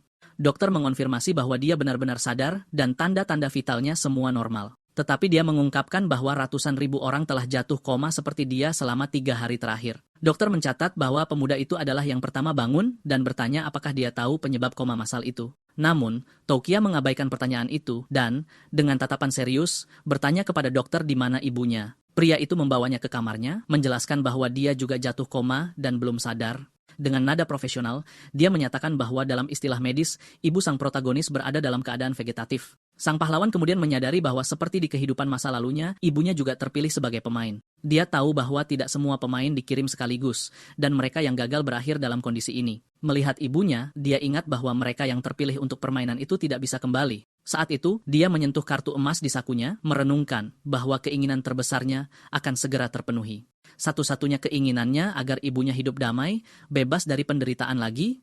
Dia kemudian mengungkapkan bahwa dia memegang kartu peringkat S khusus nomor 1 bernama bebas. Dengan itu dia bisa mencegah seseorang dipilih untuk permainan dan juga mendapatkan kemampuan khusus. Dengan tekad bulat, dia memutuskan sekarang adalah waktunya untuk menggunakan kartu itu dan membebaskan ibu tercintanya dari game mematikan ini. Dokter dibutakan oleh cahaya keemasan yang intens, bertanya-tanya apa yang sedang terjadi. Terkejut oleh pemandangan itu, dokter menyesuaikan kacamatanya, mencoba memahami fenomena yang disaksikannya. Dengan mata terbelalak karena takjub, dia tergagap bahwa dia tidak bisa mempercayainya. Ibunya lalu terbangun, bingung, bertanya di mana dia berada dan memanggil putranya. Tanpa berpikir 2 kali, pemuda itu bergegas memeluk ibunya sekuat tenaga, benar-benar diliputi emosi. Dengan senyum lembut, dia mengatakan padanya bahwa mulai hari ini, dia tidak perlu lagi berjuang dan menderita. Dokter tertegun oleh pemandangan itu, bertanya-tanya apakah yang baru saja disaksikannya adalah sebuah keajaiban. Sementara itu, peringkat kontribusi dunia menunjukkan nama Kurosu Tokia terisolasi di tempat pertama. Karena ini, beberapa sosok misterius memutuskan mereka harus merekrut pemain nomor 1 dunia. Mereka takut bahwa dengan kekuatan seperti itu, pemuda itu bisa menjadi penguasa baru dunia. Kembali di rumah sakit, ibunya menceritakan mimpi aneh tentang taman hiburan yang menakutkan.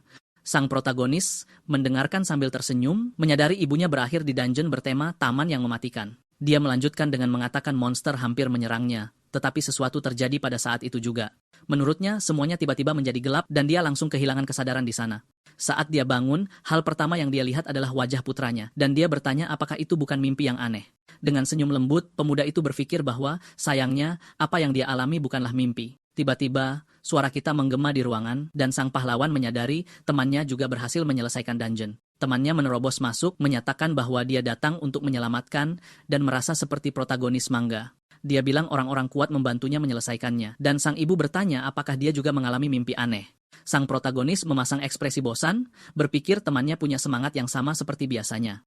Dia lalu meminta ibunya untuk beristirahat, mengatakan dia akan berbicara dengan kita di luar sebentar. Di lorong, temannya bersikeras itu bukan lelucon dan game aneh itu bahkan punya nama. Tokyo memotongnya, menyatakan nama game itu adalah Prison Day yang membuat kita terkejut.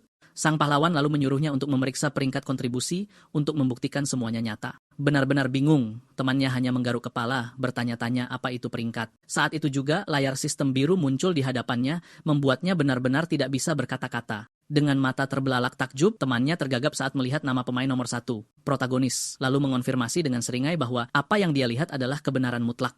Layar sistem menunjukkan bahwa peringkat pertama ditempati oleh Kurosu Tokiya dengan 3.000 poin. Dengan tatapan percaya diri, sang pahlawan menyatakan bahwa dirinya adalah pemain peringkat teratas dan menghadap temannya. Kita tercengang, tidak percaya temannya adalah nomor 1 di game itu. Tokyo lalu menunjukkan kartu ganti kelasnya, mengatakan informasinya akan datang kepadanya. Tanpa membuang waktu, dia mengaktifkan kartu itu, dan aura emas yang kuat menyelimutinya di lorong. Sistem mengumumkan bahwa pergantian kelas telah dimulai, dan profesi acak akan dipilih. Pria muda itu menjelaskan bahwa setiap kelas dalam game ini kuat, tetapi mereka butuh naik level, dan kartunya langka. Dia tahu bahwa kelas-kelas itu lemah pada awalnya, tetapi memiliki potensi tak terbatas seiring waktu. Salah satu dari 3 kelas tertinggi adalah utusan 4 elemen, yang mengendalikan kekuatan alam. Yang kedua adalah keturunan naga api hitam, yang berubah menjadi naga raksasa yang perkasa. Dan yang terakhir adalah pencari waktu, yang memanipulasi garis waktu dan memiliki kekuatan perjalanan waktu. Di tengah banyak layar data, sang protagonis bertanya-tanya kelas baru mana yang akan dia dapatkan. Sebuah layar muncul dalam kilatan cahaya cemerlang, mengungkapkan nama kelas barunya, Master of Principles. Sang pahlawan benar-benar terkejut. Bahkan di kehidupan masa lalunya, dia belum pernah mendengar tentang kelas ini. Layar itu kemudian menunjukkan bahwa kelas barunya memiliki kemampuan pasif resonansi dengan peralatan. Pohon skill kelas itu terungkap, dan pemuda itu melihat banyak level yang tidak diketahui. Dia terkejut karena kelas normal hanya memiliki 3 level, yang ini akan sangat sulit untuk dinaikkan levelnya. Dengan senyum gembira, dia berpikir jika dia mencapai akhir, dia akan mendapatkan kekuatan yang luar biasa. Temannya berkomentar bahwa dia tampaknya orang pertama di dunia yang berhasil ganti kelas dalam game ini. Kita kemudian menjadi putus asa, memanggil nama protagonis, tidak yakin harus berbuat apa. Sang pahlawan bertanya ada apa, dan temannya menjatuhkan diri ke lantai, memohon bantuan. Dengan ekspresi memelas, dia memohon temannya untuk membantunya menjadi lebih kuat. Tiba-tiba, seorang perawat muncul di lorong dan bertanya apakah dia mengganggu sesuatu. Sang protagonis menatapnya, teringat betapa sulitnya dia membayar tagihan di kehidupan masa lalunya. Dia lalu memberitahunya bahwa pembayaran rumah sakit sudah telat lebih dari sebulan dan uangnya dibutuhkan. Temannya menawarkan kartunya untuk membantu, tetapi sang pahlawan menolak, mengatakan dia akan menanganinya. Dia merenung bahwa di kehidupan masa lalunya, dia mengatasinya dengan bekerja sebagai pengawal menggunakan kekuatan fisiknya. Dengan tekad, dia bilang dia terlalu bergantung pada ibunya, tapi sekarang dia akan menyelesaikan semuanya sendiri. Perawat itu permisi dan menyingkir untuk menerima telepon penting. Dengan ekspresi bingung, dia menjawab telepon, mencoba mencerna informasi yang dia terima. Terkejut oleh berita itu, wanita itu tergagap, bertanya, apakah yang dia dengar benar-benar nyata? Dengan senyum lebar, dia mengumumkan bahwa seseorang telah melunasi semua utang rumah sakit sekaligus. Dia lalu menunjuk ke teman protagonis dan berkata bahkan bagian pria botak itu juga sudah dilunasi. Pria muda itu kesal dengan julukan itu, mengklarifikasi bahwa dia bukan pasien dan hanya mengunjungi temannya. Keduanya saling menatap dalam diam, dan protagonis menunjuk ke arah kamar 226. Pada saat itu, seorang pria pirang dan 2 rekannya muncul di lorong dan mendekati mereka. Pria itu bertanya dengan nada superior di mana dia bisa menemukan Kurosu Tokyo di rumah sakit ini. Protagonis dan temannya bingung, bertanya-tanya siapa orang-orang aneh ini. Pria itu bertanya apakah mereka teman Kurosu dan meminta mereka menyampaikan pesan penting. Sambil menyeringai, sang protagonis berpikir bahwa para pemain utama Prison Day telah tiba lebih awal. Temannya lalu bertanya apa yang mereka inginkan dari Takia, menatap mereka dengan curiga. Kita menganalisis pakaian mereka dan menyadari mereka tampaknya adalah orang-orang yang sangat penting. Dia lalu bertanya-tanya apakah mereka datang untuk temannya karena dia peringkat nomor 1 dunia. Temannya merenungkan uang yang mereka bayarkan, bertanya-tanya berapa biaya pengeluaran seumur hidup. Perawat itu lalu berbisik kepada protagonis bahwa merekalah orang-orang yang membayar tagihan. Sang pahlawan dengan tenang menjawab bahwa dia sudah tahu, membuat wanita itu sedikit bingung dengan reaksinya. Tanpa ragu, pemuda itu memperkenalkan dirinya kepada kelompok itu sebagai Kurosu Tokiya. Pria pirang itu terkesan, karena dia tetap tanpa ekspresi di hadapan mereka, dan karena dia begitu muda. Protagonis tahu orang-orang ini berpengaruh di berbagai bidang dan menganalisis mereka dengan cermat. Pria pirang itu adalah Sumosho, kepala perusahaan besar, dan bintang baru di dunia politik. Yang berjas adalah Kadoichi, CEO perusahaan teknologi dengan hubungan kuat dengan militer. Wanita itu adalah Rarara, presiden grup X yang memiliki sumber daya energi besar dan pengaruh global. Pemimpin kelompok itu mengatakan suatu kehormatan bertemu dengannya dan bersiap untuk perkenalan formal. Tetapi protagonis memotongnya, menyatakan dia sudah tahu siapa mereka dan menyuruhnya langsung ke intinya. Pria pirang itu terkejut dengan keberanian pemuda itu, tidak menyangka sikap seperti itu. Pria berjas itu berpikir bahwa pemain nomor 1 dunia memang sehebat yang dikabarkan. Wanita itu tersenyum, berpikir sang pahlawan adalah orang yang jauh lebih menarik dari yang dia bayangkan. Wanita itu kemudian mengundangnya untuk pindah ke lokasi lain, karena mereka telah menyiapkan ruangan khusus untuk pembicaraan mereka. Tetapi protagonis menolak tawaran itu, menyuruh mereka bicara di ruang tunggu rumah sakit saja. Kedua pria itu saling bertukar pandang sejenak, sebuah pengakuan diam-diam bahwa mereka mengerti pesan pemuda itu. Pemimpin kelompok setuju, dan mereka semua menuju ruang tunggu untuk memulai diskusi mereka. Wanita itu tersenyum, berpikir dia melakukan ini untuk mempertahankan keunggulan dalam negosiasi. Perawat dan temannya terkejut, tidak percaya dia hampir tidak mampu membayar tagihannya beberapa saat yang lalu. Sang pahlawan lalu memanggil temannya, memintanya untuk membawa panduan strategi yang dia berikan sebelumnya. Kita dengan canggung menggaruk kepalanya, bertanya apakah benar-benar perlu baginya untuk mengambil panduan itu. Dengan ekspresi bersalah, dia mengaku mengira itu hanya lelucon dan membuang panduan itu. Putus asa, temannya berlari menyusuri lorong, mengatakan dia akan mengambil panduan itu sekarang juga. Protagonis kesal, berpikir inilah sebabnya baik dia maupun ibunya tidak menerima hadiah apapun. Wanita itu lalu bertanya dengan penasaran tentang panduan strategi yang dia sebutkan. Dia dengan tenang menjawab bahwa itu adalah panduan strategi untuk dungeon pemula dalam game. Ketiganya tertegun, menyuruhnya berhenti bercanda karena game baru saja dimulai. Sambil menyeringai, dia bilang benar atau tidak, temannya akan segera tahu. Perawat itu terkejut oleh beberapa pria berjas yang berdiri di pintu dan bertanya siapa mereka. Pria pirang itu membaca panduan dan terkejut melihatnya menggambarkan persis dungeon yang dia alami. Dua lainnya juga mengonfirmasi dungeon mereka dirinci di dalamnya, hingga ke detail terakhir. Teman protagonis bertanya apakah itu semua benar, dan dia mengonfirmasinya dengan senyuman. Kita lalu menyesali kehilangan kesempatan besar untuk unggul dan merasa sangat frustrasi. Pemimpin kelompok itu meminta maaf, mengakui kekuatannya melebihi imajinasi mereka, dan mereka tidak memenuhi syarat. Protagonis menyilangkan tangan dan, dengan senyuman, bertanya apa lagi yang ingin mereka katakan. Wanita itu berkomentar bahwa dengan panduan seperti itu, seolah-olah dia bisa meramalkan semua yang akan terjadi dalam game. Sambil menyeringai, dia mengonfirmasi bahwa memang begitulah adanya, dan dia tahu segalanya. Dia merenungkan bahwa di kehidupan masa lalunya, para penyintas memposting detailnya secara online, dan dia menghafal semuanya. Semua usaha di masa lalu itu sekarang membuahkan hasil, menjadi kartu trufnya melawan para dewa kegelapan. Dia lalu mencondongkan tubuh ke depan dan bertanya langsung apa yang mereka inginkan darinya sekarang. Kelompok orang kuat itu saling bertukar pandang sebelum menjawab pertanyaannya. Mereka bertiga membungkuk dengan hormat meminta pemuda itu untuk menjadi penasihat mereka. Pria pirang itu mengakui perasaan berjalan di atas tali di dungeon benar-benar menakutkan. Pria berjas itu percaya bahwa dengan bantuan sang pahlawan, mereka tidak perlu menghadapi situasi itu lagi. Wanita itu menambahkan bahwa mereka akan dipaksa kembali ke dalam game dan tidak ingin bernasib buruk. Kita mengamati seluruh negosiasi dalam diam saat temannya mengambil alih. Oleh karena itu, pemimpin kelompok itu menyatakan dengan tekad bahwa mereka akan menerima syarat apapun yang dia ajukan. Dengan santai, protagonis mengatakan dia tidak keberatan menjadi penasihat mereka. Mata temannya berbinar-binar gembira, berpikir rekannya sangat keren. Dia lalu berpikir bahwa keluarga temannya miskin, dan yang paling mereka butuhkan adalah uang. Pria muda itu sudah membayangkan dirinya bergelimang uang dan berfoya-foya dengan sahabatnya, tetapi protagonis memotongnya, menyatakan dia punya 3 syarat untuk menerima tawaran mereka. Rekanannya merasa bangga, berpikir bahwa, seperti yang diharapkan, temannya adalah negosiator ulung sejati. Pemimpin kelompok mengatakan bahwa 30 atau 300 syarat pun tidak masalah, tetapi sang pahlawan mengejutkannya. Temannya terkejut, menyesali bahwa dia tidak meminta lebih banyak ketika ada kesempatan. Syarat pertama protagonis adalah merilis panduan strategi secara publik untuk semua orang. Pemimpin kelompok terkejut, bertanya apakah dia benar-benar akan memberikan sesuatu yang bisa menyelamatkan nyawa secara gratis.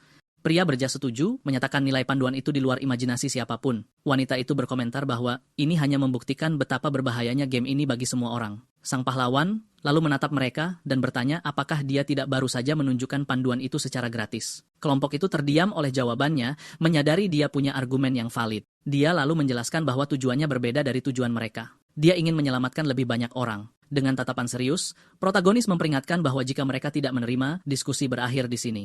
Mereka sadar pemuda itu serius, dan wanita itu mengaguminya karena tidak terpengaruh oleh keuntungan. Mereka bertiga lalu membungkuk lagi, berjanji akan segera memenuhi syarat pertama.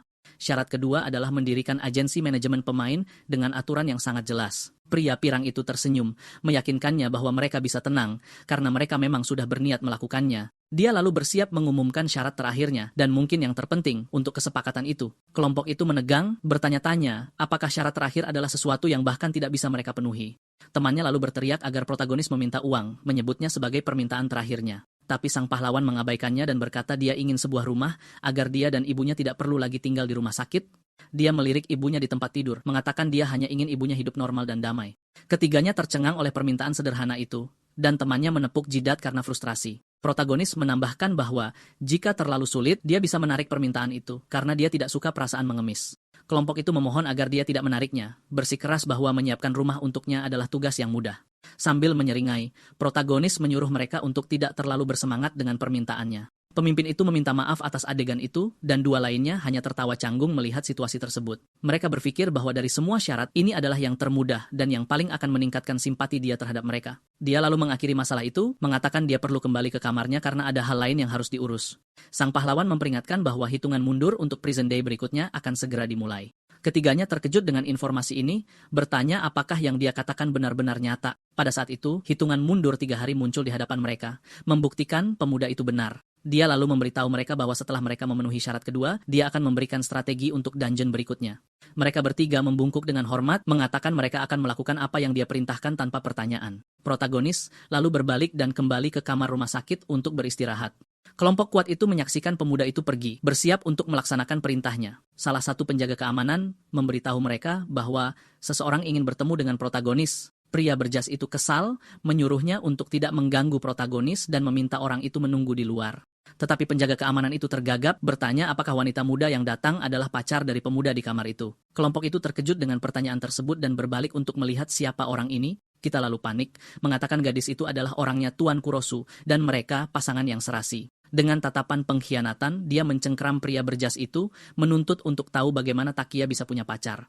Tapi wanita muda itu menyela, menyuruhnya untuk tidak mengatakan hal-hal yang menyebabkan kesalahpahaman, karena bukan itu masalahnya. Temannya mengabaikannya, melanjutkan pertunjukan dramatisnya, bersikeras dia tidak akan membiarkannya lewat. Salah satu wanita dalam kelompok itu menatap gadis itu dengan jijik, berkomentar bahwa sudah lama tidak bertemu. Protagonis lalu mengenali gadis itu, dan berkata dengan tatapan serius, "Jadi selama ini kau?" Dengan senyum licik, wanita muda itu mengingat bagaimana dia menolak dan mempermalukannya di depan semua orang di masa lalu. Dia berpikir bahwa dia tidak pernah punya perasaan padanya, tapi sekarang dia juga telah menjadi seorang pemain.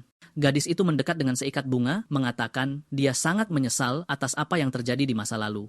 Kelompok kuat itu merasakan kebencian tulus sang pahlawan terhadap wanita itu dan memutuskan untuk menunggu sebelum campur tangan. Temannya meledak, menuduhnya menghina protagonis di depan seluruh sekolah. Dia mengklaim dia masih muda dan bodoh, dan sekarang sangat menyesali perbuatannya saat itu. Tetapi pemuda itu memotongnya, mengatakan dia hanya datang merangkak kembali karena melihat namanya di peringkat. Wanita muda itu terdiam oleh tuduhan itu sementara yang lain menatapnya dengan jijik. Wanita dalam kelompok itu menyadari gadis itu hanyalah oportunis dan menilainya dengan sekali pandang. Gadis itu mencoba membela diri, memohon padanya untuk tidak meninggalkannya, bernasib buruk sendirian di game berbahaya ini. Temannya menjadi sangat marah, berteriak bahwa dia tidak hanya menolaknya, dia menghina dan mempermalukannya. Protagonis menenangkannya, mengingatkannya bahwa mereka ada di rumah sakit dan harus pergi. Sebelum pergi, dia menatap gadis itu dan menyatakan bahwa, asal kau tahu, dia tidak pernah menyukaimu, bahkan sedetik pun. Dia panik, mengatakan jika dia menyelamatkannya, dia bahkan akan membiarkannya menjadi pacarnya dan apapun yang dia inginkan. Gadis itu berlari mengejarnya, berjanji tidak akan pernah meninggalkan sisinya jika dia membantunya. Tapi saat dia mencapai pintu, dia dihadang oleh 2 penjaga keamanan besar yang menatapnya dengan tajam. Kedua pria berjas dan berkacamata hitam itu tidak membiarkannya lewat, menatapnya dengan tatapan mengintimidasi. Tanpa gentar, dia mengaku sebagai pacar Tokia dan menuntut mereka untuk segera membiarkannya lewat. Wanita dari kelompok itu lalu berkomentar bahwa sepertinya Tuan Kurosu tidak mau berurusan dengannya. Pemimpin kelompok itu lalu memerintahkan para penjaga untuk mengusirnya dan mereka langsung melakukannya. Temannya merayakan, bertanya apakah menyingkirkannya tidak terasa menyenangkan bagi protagonis. Dengan ekspresi serius, sang pahlawan berpikir bahwa berdasarkan ingatannya, dia seharusnya ada di rumah sakit sekarang. Dia lalu berjalan ke pintu kamar ibunya, bersiap untuk reuni yang telah lama dia nantikan. Dengan gerakan cepat, dia membuka pintu dan akhirnya menemukan orang yang dia cari. Seorang gadis cantik dengan rambut putih dan mata merah menatapnya dengan tatapan lembut dan senyuman. Gadis itu sangat cantik sehingga tampak bersinar dan protagonis balas menatapnya. Ibunya lalu memberitahunya bahwa Eureka ada di sini untuk menemuinya lagi dan telah menunggu kepulangannya. Sambil tersenyum, dia bilang sudah lama tidak bertemu dengannya dan menyapanya dengan lambaian tangan. Wanita muda itu bingung, mengatakan dia baru saja di sana minggu lalu dan itu belum terlalu lama.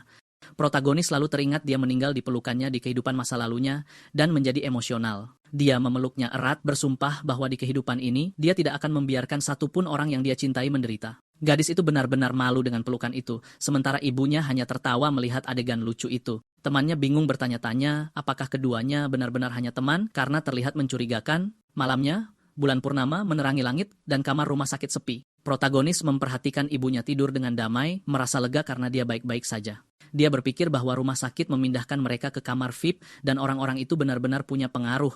Sistem lalu menampilkan sisa waktu untuk dungeon berikutnya yaitu 63 jam. Dengan hitungan mundur di hadapannya, dia tahu dungeon berikutnya akan mengikuti pola yang sama seperti di kehidupan masa lalunya.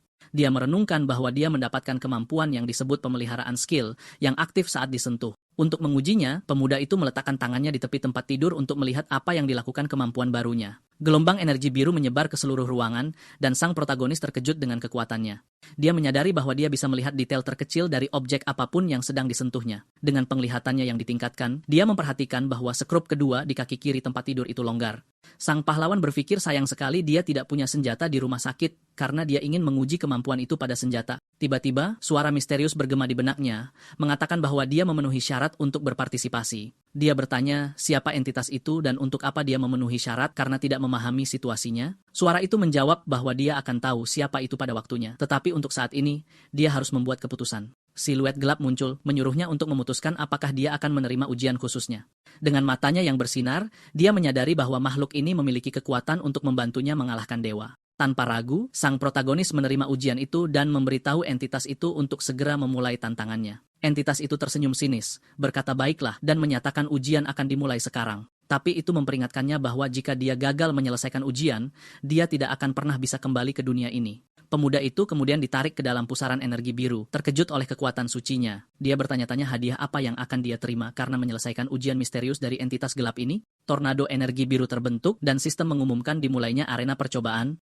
Paku es biru meletus dari tanah, bersiap menyerang protagonis kita dalam ujian. Dia menghindari serangan itu dengan lompatan, mempersiapkan diri untuk tantangan yang telah disiapkan entitas itu. Dengan tatapan fokus dan penuh tekad, sang pahlawan menghadapi arena percobaan, siap untuk apapun yang menghadangnya. Dia mendapati dirinya di depan istana gelap, bertanya-tanya tempat apa ini diantah berantah. Energi biru mulai terbentuk di depannya, dan dia menatap manifestasi itu dengan rasa ingin tahu.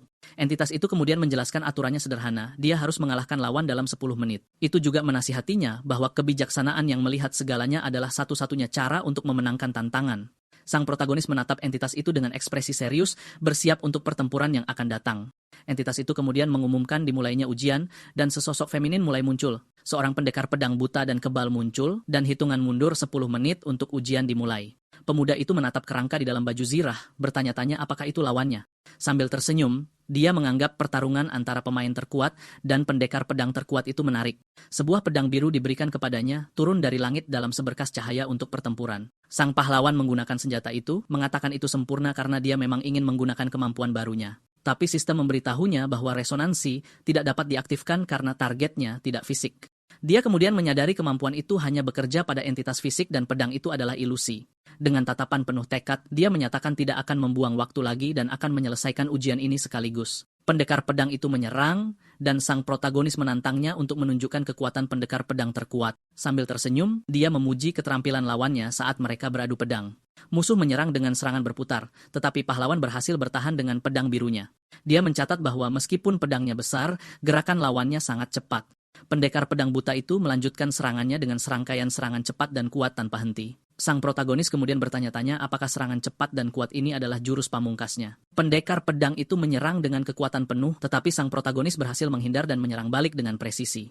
Dia mengatakan jurus itu luar biasa, tetapi pertahanan lawan terbuka lebar selama serangan itu. Dia kemudian bertanya-tanya apakah pendekar pedang itu juga ilusi, sama seperti pedang yang dia gunakan.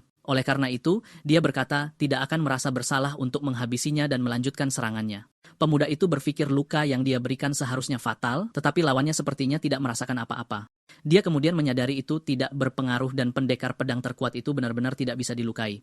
Sang protagonis akhirnya mengerti arti dari gelar lawannya. Tidak ada yang bisa mengalahkannya. Dengan sisa waktu 5 menit, dia bertanya-tanya apa yang harus dia lakukan untuk menang. Dia terus menghindari serangan pendekar pedang itu sambil mencoba menyusun strategi yang efektif. Sang pahlawan mengingat petunjuk entitas itu, menyadari itu pasti menandakan sesuatu yang penting. Di tengah salah satu serangan, dia melihat sebuah tengkorak tersangkut di rambut pendekar pedang itu dan terkejut. Ia menyadari lawannya melindungi tengkorak itu, dan itu pasti titik lemahnya. Dengan itu pemuda itu mengerti bahwa sumpah pendekar pedang itu adalah untuk melindungi orang di belakangnya.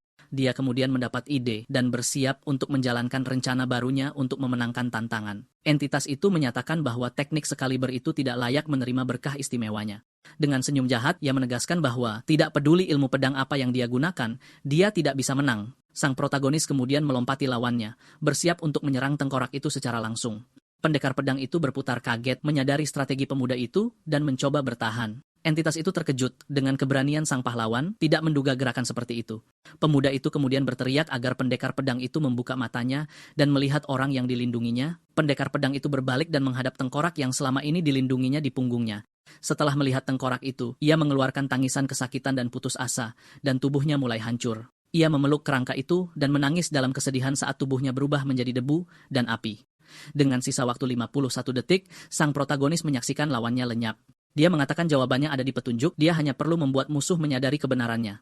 Pemuda itu mengerti pedang yang diterimanya hanyalah pengalih perhatian untuk ujian. Dia kemudian menghadapi kabut dan menantang musuh untuk menunjukkan dirinya karena dia telah memecahkan misteri itu. Entitas itu memberi selamat padanya, mengatakan bahwa kebenaran yang paling sederhana seringkali yang paling sulit dilihat. Ia memujinya karena berhasil dan menyatakan dia layak menerima berkah sejatinya. Sang protagonis menatap entitas itu, bertanya-tanya kekuatan macam apa yang akan dia terima sebagai hadiah.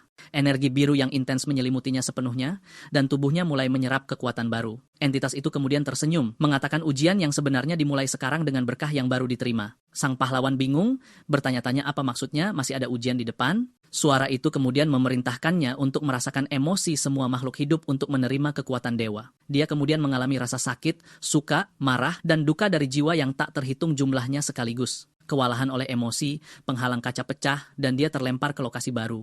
Pemuda itu mendarat di tengah lautan tengkorak dan wajah-wajah menderita, tidak mengerti apa yang sedang terjadi. Dia menyadari bahwa kekuatan dewa terdiri dari keyakinan dan emosi mereka yang hidup di bumi. Melihat jiwa-jiwa yang menderita, dia mengerti bahwa ini benar-benar kekuatan yang luar biasa.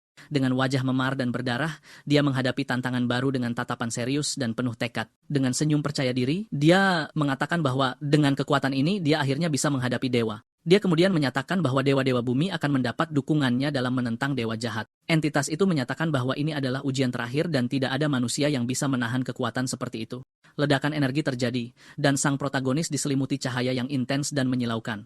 Entitas itu terkejut dengan apa yang terjadi, tidak dapat memahami bagaimana pemuda itu masih berdiri. Sang pahlawan bangkit di tengah puing-puing, mengakui bahwa itu benar-benar mustahil untuk ditahan. Sambil menyeringai, dia bertanya apakah hanya itu yang bisa dilemparkan entitas itu padanya. Suara itu memberi selamat padanya, mengatakan bahwa seperti yang diharapkan, dialah manusia yang mereka akui dan pantas mendapatkannya. Dikatakan dia telah memperoleh berkahnya dan harus mengingat namanya untuk masa depan. Entitas itu berjanji bahwa ketika dia diakui oleh mereka, dia akan mendapatkan berkah tertinggi yang sebenarnya. Sang protagonis bingung dengan penyebutan berkah tertinggi dan nama entitas itu. Dia mencoba menanyakan nama suara itu, tetapi suara itu menghilang di tengah bulu-bulu putih yang bersinar. Kembali di ranjang rumah sakit, dia bangun terengah-engah, bertanya-tanya berkah apa yang telah dia terima. Saat itu, layar sistem muncul di hadapannya, dan dia menatapnya dengan tatapan serius dan ingin tahu. Layar itu mengungkapkan bahwa dia telah mendapatkan berkah penjaga mental dan pelindungnya adalah Serafim Gabriel. Dengan senyum puas, dia berpikir berkah baru ini akan sangat berguna dalam pertempuran di masa depan. Tapi untuk saat ini, dia lebih menantikan berkah tertinggi yang disebutkan Gabriel dalam ujian. Dia kemudian menyadari penyakit mental yang menyiksanya sebenarnya adalah para dewa bumi. Dengan tatapan penuh tekad, dia melirik hitungan mundur 23 jam untuk dungeon. Temannya kemudian menerobos masuk ke kamar, terkejut, mengatakan bahkan ada versi video dari panduan itu. Sang protagonis memukul kepala temannya dengan ringan, menyuruhnya untuk tidak berisik di rumah sakit. Temannya mengatakan dia terharu dengan video itu, dan produksinya sungguh luar biasa. Ibunya tersenyum, berkomentar bahwa mereka berdua benar-benar akrab sebagai teman baik. Sang pahlawan berpikir kelompok itu bertindak cepat dan video panduan itu sudah beredar di mana-mana. Dia juga melihat mereka telah bekerja sama dengan pemerintah dan mendirikan agen manajemen. Melihat peringkat, dia berpikir ini bisa menjadi katalis bagi pemain lain. Tiba-tiba, perawat memberitahunya sebuah mobil telah datang untuk menjemputnya di luar. Temannya bergegas ke jendela, memastikan bahwa kelompok kuat itu memang datang untuk partnernya. Dengan mata berbinar-binar karena kegembiraan, dia berteriak bahwa itu benar dan pemandangannya mengesankan. Di luar, sebuah limusin dan beberapa mobil hitam dengan penjaga keamanan menunggu sang protagonis. Wanita dari kelompok itu meminta pemuda itu untuk memberitahu sang pahlawan bahwa dia datang sendiri untuk menjemputnya. Temannya berlari ke dalam kamar, mengumumkan bahwa ketiganya telah datang untuk menjemputnya dari rumah sakit. Sang protagonis kemudian berdiri, mengatakan dia mengerti, dan dia akan segera turun untuk menemui mereka. Ibunya khawatir, memintanya untuk tidak terlibat dalam kejahatan apapun. Dia meyakinkannya untuk tidak khawatir karena dia tidak melakukan kesalahan apapun. Sambil tersenyum, dia mengatakan bahwa dia sebenarnya sedang menyelamatkan dunia, yang membuatnya cukup bingung. Dengan tatapan serius, dia menyatakan bahwa pada akhirnya semua orang akan tahu kebenarannya dan mengucapkan selamat tinggal. Pemimpin kelompok itu membawanya ke sebuah mansion sambil menunjuk makanan organik dan pemandangan yang indah. Dia juga memberitahunya bahwa untuk keamanan mereka, penjaga dan pelayan akan bertugas 24 jam sehari. Temannya terkejut dengan kemewahan itu, bertanya-tanya berapa harga rumah seperti itu. Pria itu menjelaskan bahwa properti itu miliknya dan oleh karena itu tidak dapat ditemukan di pasar. Temannya panik, bertanya apakah itu berarti rumah itu satu-satunya dan eksklusif di dunia. Sang protagonis mengabaikannya dan meminta pria itu untuk menunjukkan tempat lain yang dia tawarkan. Dua orang lainnya dari kelompok itu mengamati dari kejauhan, mempersiapkan tawaran berikutnya. Pria berjas itu berkomentar bahwa itu adalah penolakan, dan wanita itu menyatakan dialah yang akan menang. Dengan senyum percaya diri, dia mengatakan rumah yang dia pilih adalah sesuatu yang tidak bisa ditolak oleh anak muda. Dia kemudian membawa mereka ke gedung pencakar langit, menyatakan tempat seperti ini sempurna untuk pemuda itu. Temannya takjub dengan pemandangannya, berteriak bahwa engkau bisa melihat seluruh kota dari sana. Pria itu menjelaskan bahwa bangunan itu berada di pusat kota dan dirancang oleh arsitek terkenal. Dengan senyum kemenangan, dia mengumumkan penthouse terbesar sudah disiapkan untuknya. Teman protagonis terkejut mengetahui ada hal-hal lain yang disiapkan untuk mereka. Pria itu kemudian menjentikan jarinya, memanggil kejutan yang telah disiapkannya. Saat itu, beberapa pelayan cantik muncul, memperkenalkan diri kepada sang pahlawan sebagai pelayan barunya. Mata temannya berubah menjadi hati saat dia berseru melihat begitu banyak wanita cantik jelita. Para pelayan mengelilinginya, mengatakan dia bisa memesan apapun yang dia inginkan dan bahwa dia sangat keren. Dua orang lainnya dari kelompok itu terkejut bertanya-tanya mengapa mereka tidak memikirkan itu sebelumnya. Pria itu kemudian tersenyum, berpikir tidak ada pria di dunia ini yang bisa menolak tawaran seperti itu. Tetapi sang protagonis menatapnya dengan dingin dan hanya menyuruhnya menunjukkan pilihan berikutnya. Pria berjas itu tertegun, tidak percaya pemuda itu menolak tawaran seperti itu. Wanita itu kemudian tersenyum, menyadari bahwa Tuan Kroso benar-benar berbeda dari yang lain. Pria berambut pirang itu berpikir, ini berarti dia masih punya kesempatan untuk membuat pemuda itu terkesan. Wanita itu kemudian mengundangnya untuk ikut dengannya, mengatakan tempat yang dia pilih tidak mewah. Dia mengungkapkan bahwa dia telah meminta seseorang untuk menyelidiki masa lalu ibunya dan membawanya ke lokasi khusus. Setibanya di sana, dia bertanya apakah dia akrab dengan tempat itu, menatapnya dengan senyum lembut. Temannya mengenali lokasi itu, mengatakan itu adalah rumah tempat sang protagonis tinggal saat kecil. Dua lainnya terkejut, menyadari permainan sudah berakhir bagi mereka dengan langkah ini. Wanita itu menjelaskan bahwa rumah itu telah berpindah tangan berkali-kali dan tata letaknya sekarang berbeda.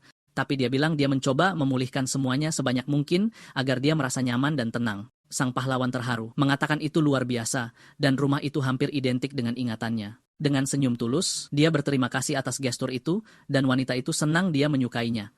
Kedua pria itu tampak putus asa, tidak percaya mereka kalah dengan begitu sempurna. Sang protagonis kemudian memanggil temannya, memintanya untuk membawa panduan untuk dungeon berikutnya.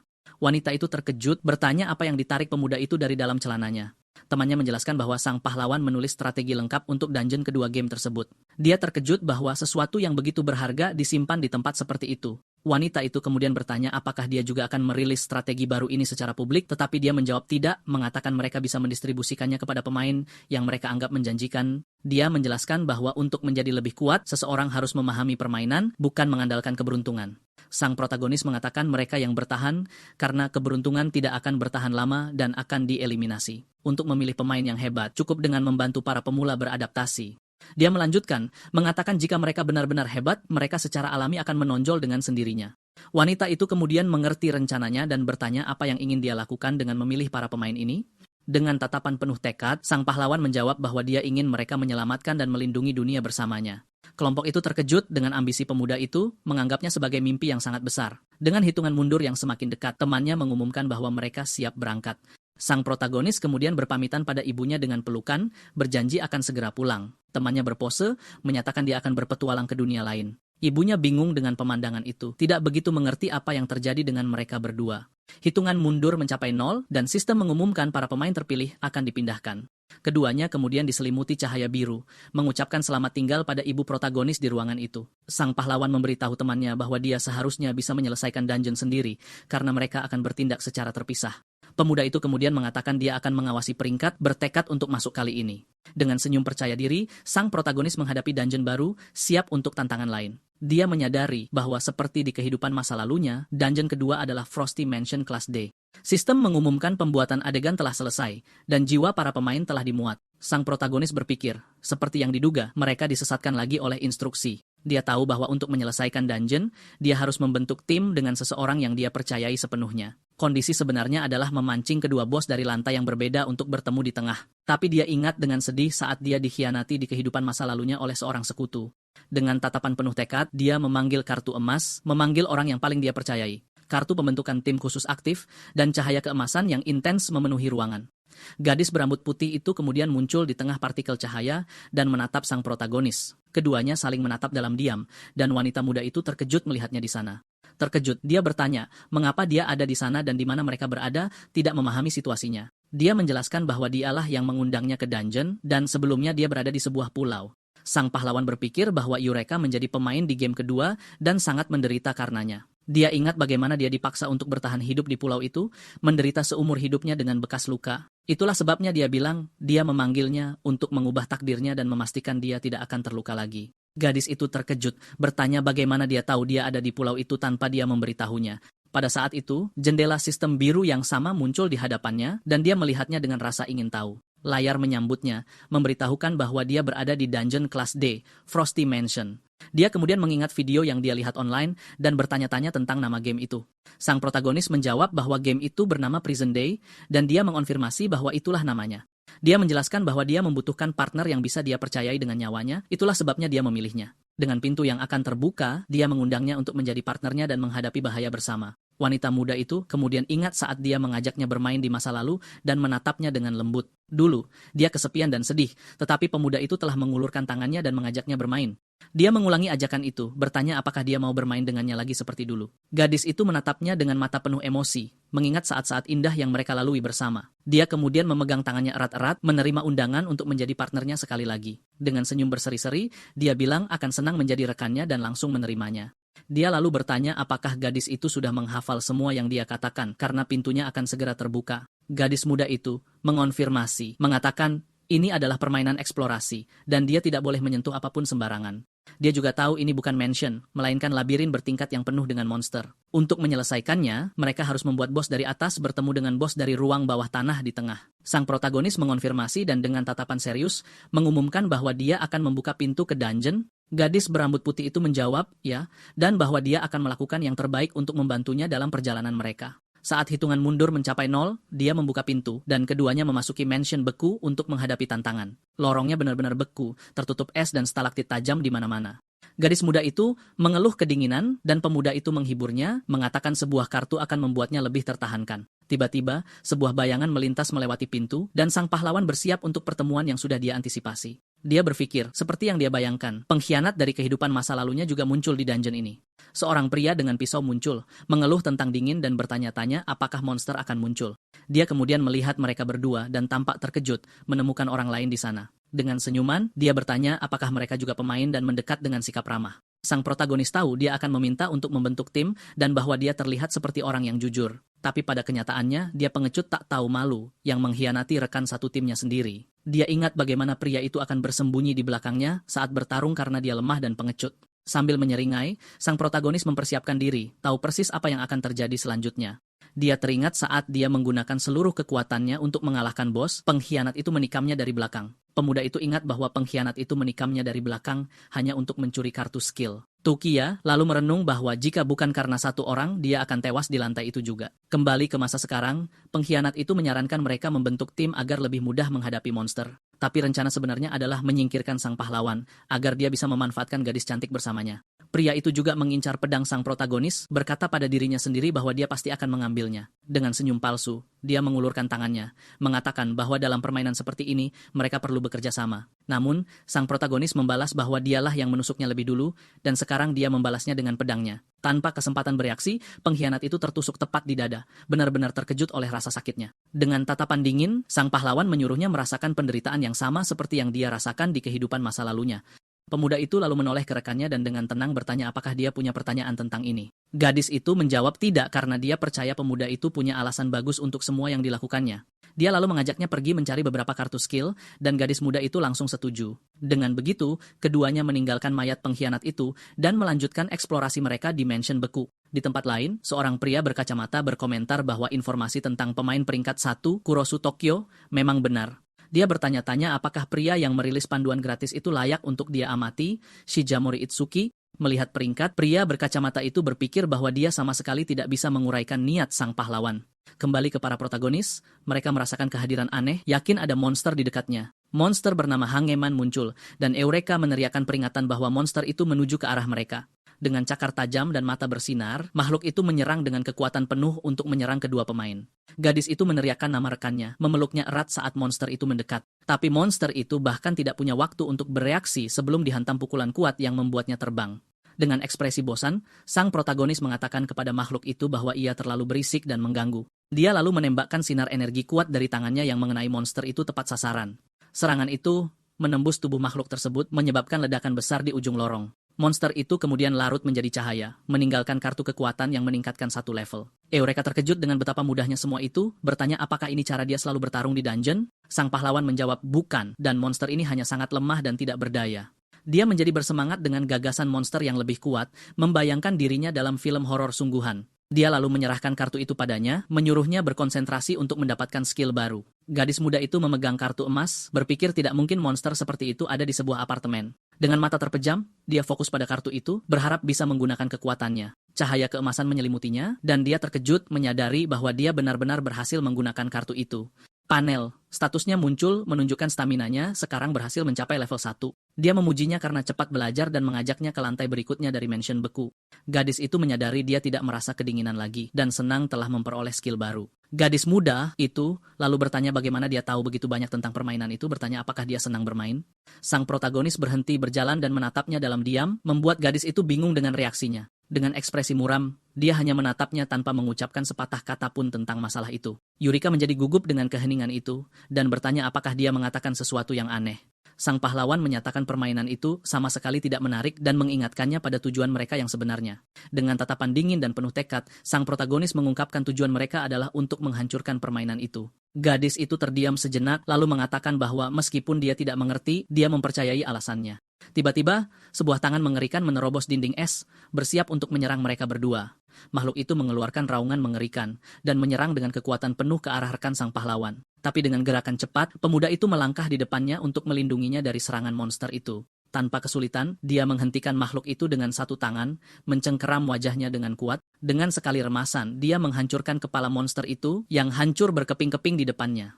Dia lalu berkomentar sayang sekali gadis itu tidak punya kartu, karena itulah kesulitan dari dungeon ini. Tapi dia mengungkapkan bahwa bos di setiap lantai selalu menjatuhkan satu kartu dan mengajaknya untuk mencarinya. Sementara itu, pemain lain benar-benar tersesat di labirin, tidak yakin harus berbuat apa. Eureka menyadari mereka tidak tersesat dan mengagumi betapa luar biasanya rekannya karena mengetahui jalan. Dia menjelaskan mansion ini awalnya tidak sulit dan suhunya turun 1 derajat setiap 5 menit. Namun, suhu terus turun dan semakin banyak waktu berlalu, semakin sulit bagi semua orang. Selain itu, jika mereka tidak menemukan bos lantai, pintu ke tingkat berikutnya tidak akan pernah terbuka. Pada akhirnya, semua pemain akan membeku dan tidak dapat bertahan hidup. Gadis muda itu ketakutan membayangkan semua orang membeku, tetapi sang pahlawan tetap tenang dan fokus. Dia tahu laju penurunan suhu meningkat dan mengingat lokasi bos. Dengan itu, keduanya pergi mencari bos, bertujuan untuk mengalahkannya secepat mungkin. Pria berkacamata itu mengamati dari kejauhan, bertanya-tanya tentang alasan tindakan sang protagonis. Dia curiga pemuda itu memiliki kemampuan khusus dan berharap tidak kecewa dengan peringkat nomor 1. Jauh di dalam labirin beku, keduanya melanjutkan perjalanan mereka melalui mansion es yang berbahaya. Sang protagonis tahu bos lantai pertama ada di dekatnya dan mempertimbangkan cara untuk memancingnya keluar. Tiba-tiba, seorang pria berambut merah muncul entah dari mana, memanggil namanya dan mengejutkan mereka berdua. Dengan nada sombong, pemuda itu menuntut sang pahlawan menjawabnya karena dia berbicara langsung kepadanya. Rekannya lalu bertanya apakah dia mengenal pria itu, tapi Takia menjawab tidak. Si rambut merah menjadi kesal karena diabaikan. Berteriak bahwa mereka tidak boleh meremehkannya karena dia ada di peringkat. Dari kejauhan, pria berjas itu mengamati adegan itu, bertanya-tanya berapa peringkat pemain baru ini. Sang protagonis mengatakan dia telah menghafal 10 besar, dan si rambut merah bukan salah satunya, lalu menanyakan peringkatnya. Pemuda itu memperkenalkan dirinya sebagai Zhang Shuo, menyatakan dia peringkat 783, tapi akan menjadi nomor 1. Sang pahlawan dan rekannya hanya menatapnya tanpa ekspresi setelah mengetahui peringkatnya. Pria berjas itu menjadi kesal, berpikir dia baru saja membuang-buang waktunya mengkhawatirkan hal ini. Tokia bertanya apa yang diinginkan si peringkat 783, si rambut merah berteriak bahwa dia datang untuk mengalahkannya.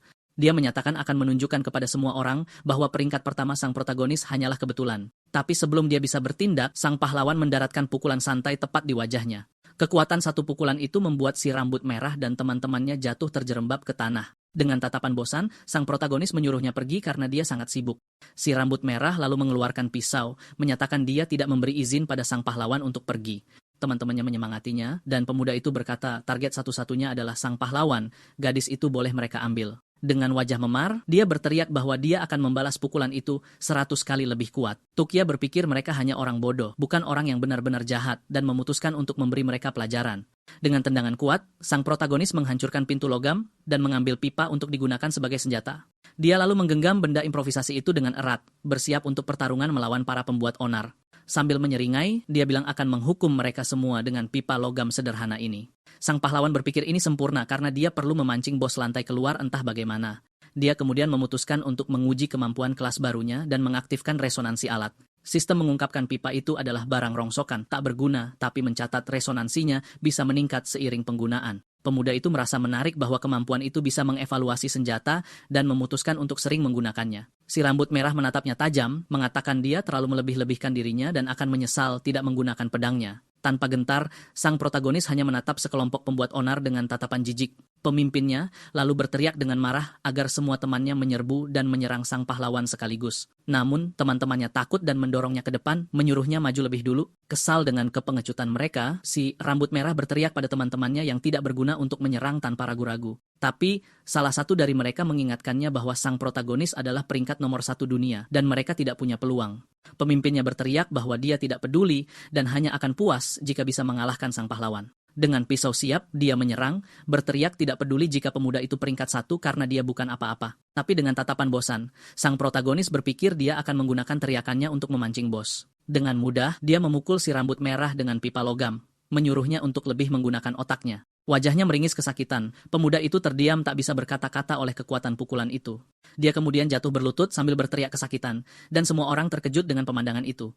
Sang pahlawan lalu berkomentar bahwa itu teriakan yang bagus, dan bos pasti sudah mendengarnya. Tiba-tiba, tentakel hijau muncul entah dari mana dan menerjang dengan kecepatan tinggi ke arah kelompok itu. Tentakel itu melilit tubuh si rambut merah, meremasnya dengan erat dan membuatnya putus asa. Dengan itu, pemuda itu diseret oleh makhluk itu tanpa ada kesempatan untuk melarikan diri. Teman-temannya panik, berteriak agar seseorang lari dan menyelamatkan pemimpin mereka. Yurika lalu bertanya pada protagonis makhluk apa yang baru saja muncul itu. Dia menjawab bahwa itu adalah bos lantai dan mengalahkannya akan membuka jalan ke tingkat berikutnya. Dengan itu, sang pahlawan mengajaknya untuk mengikutinya, mengatakan tidak perlu terburu-buru.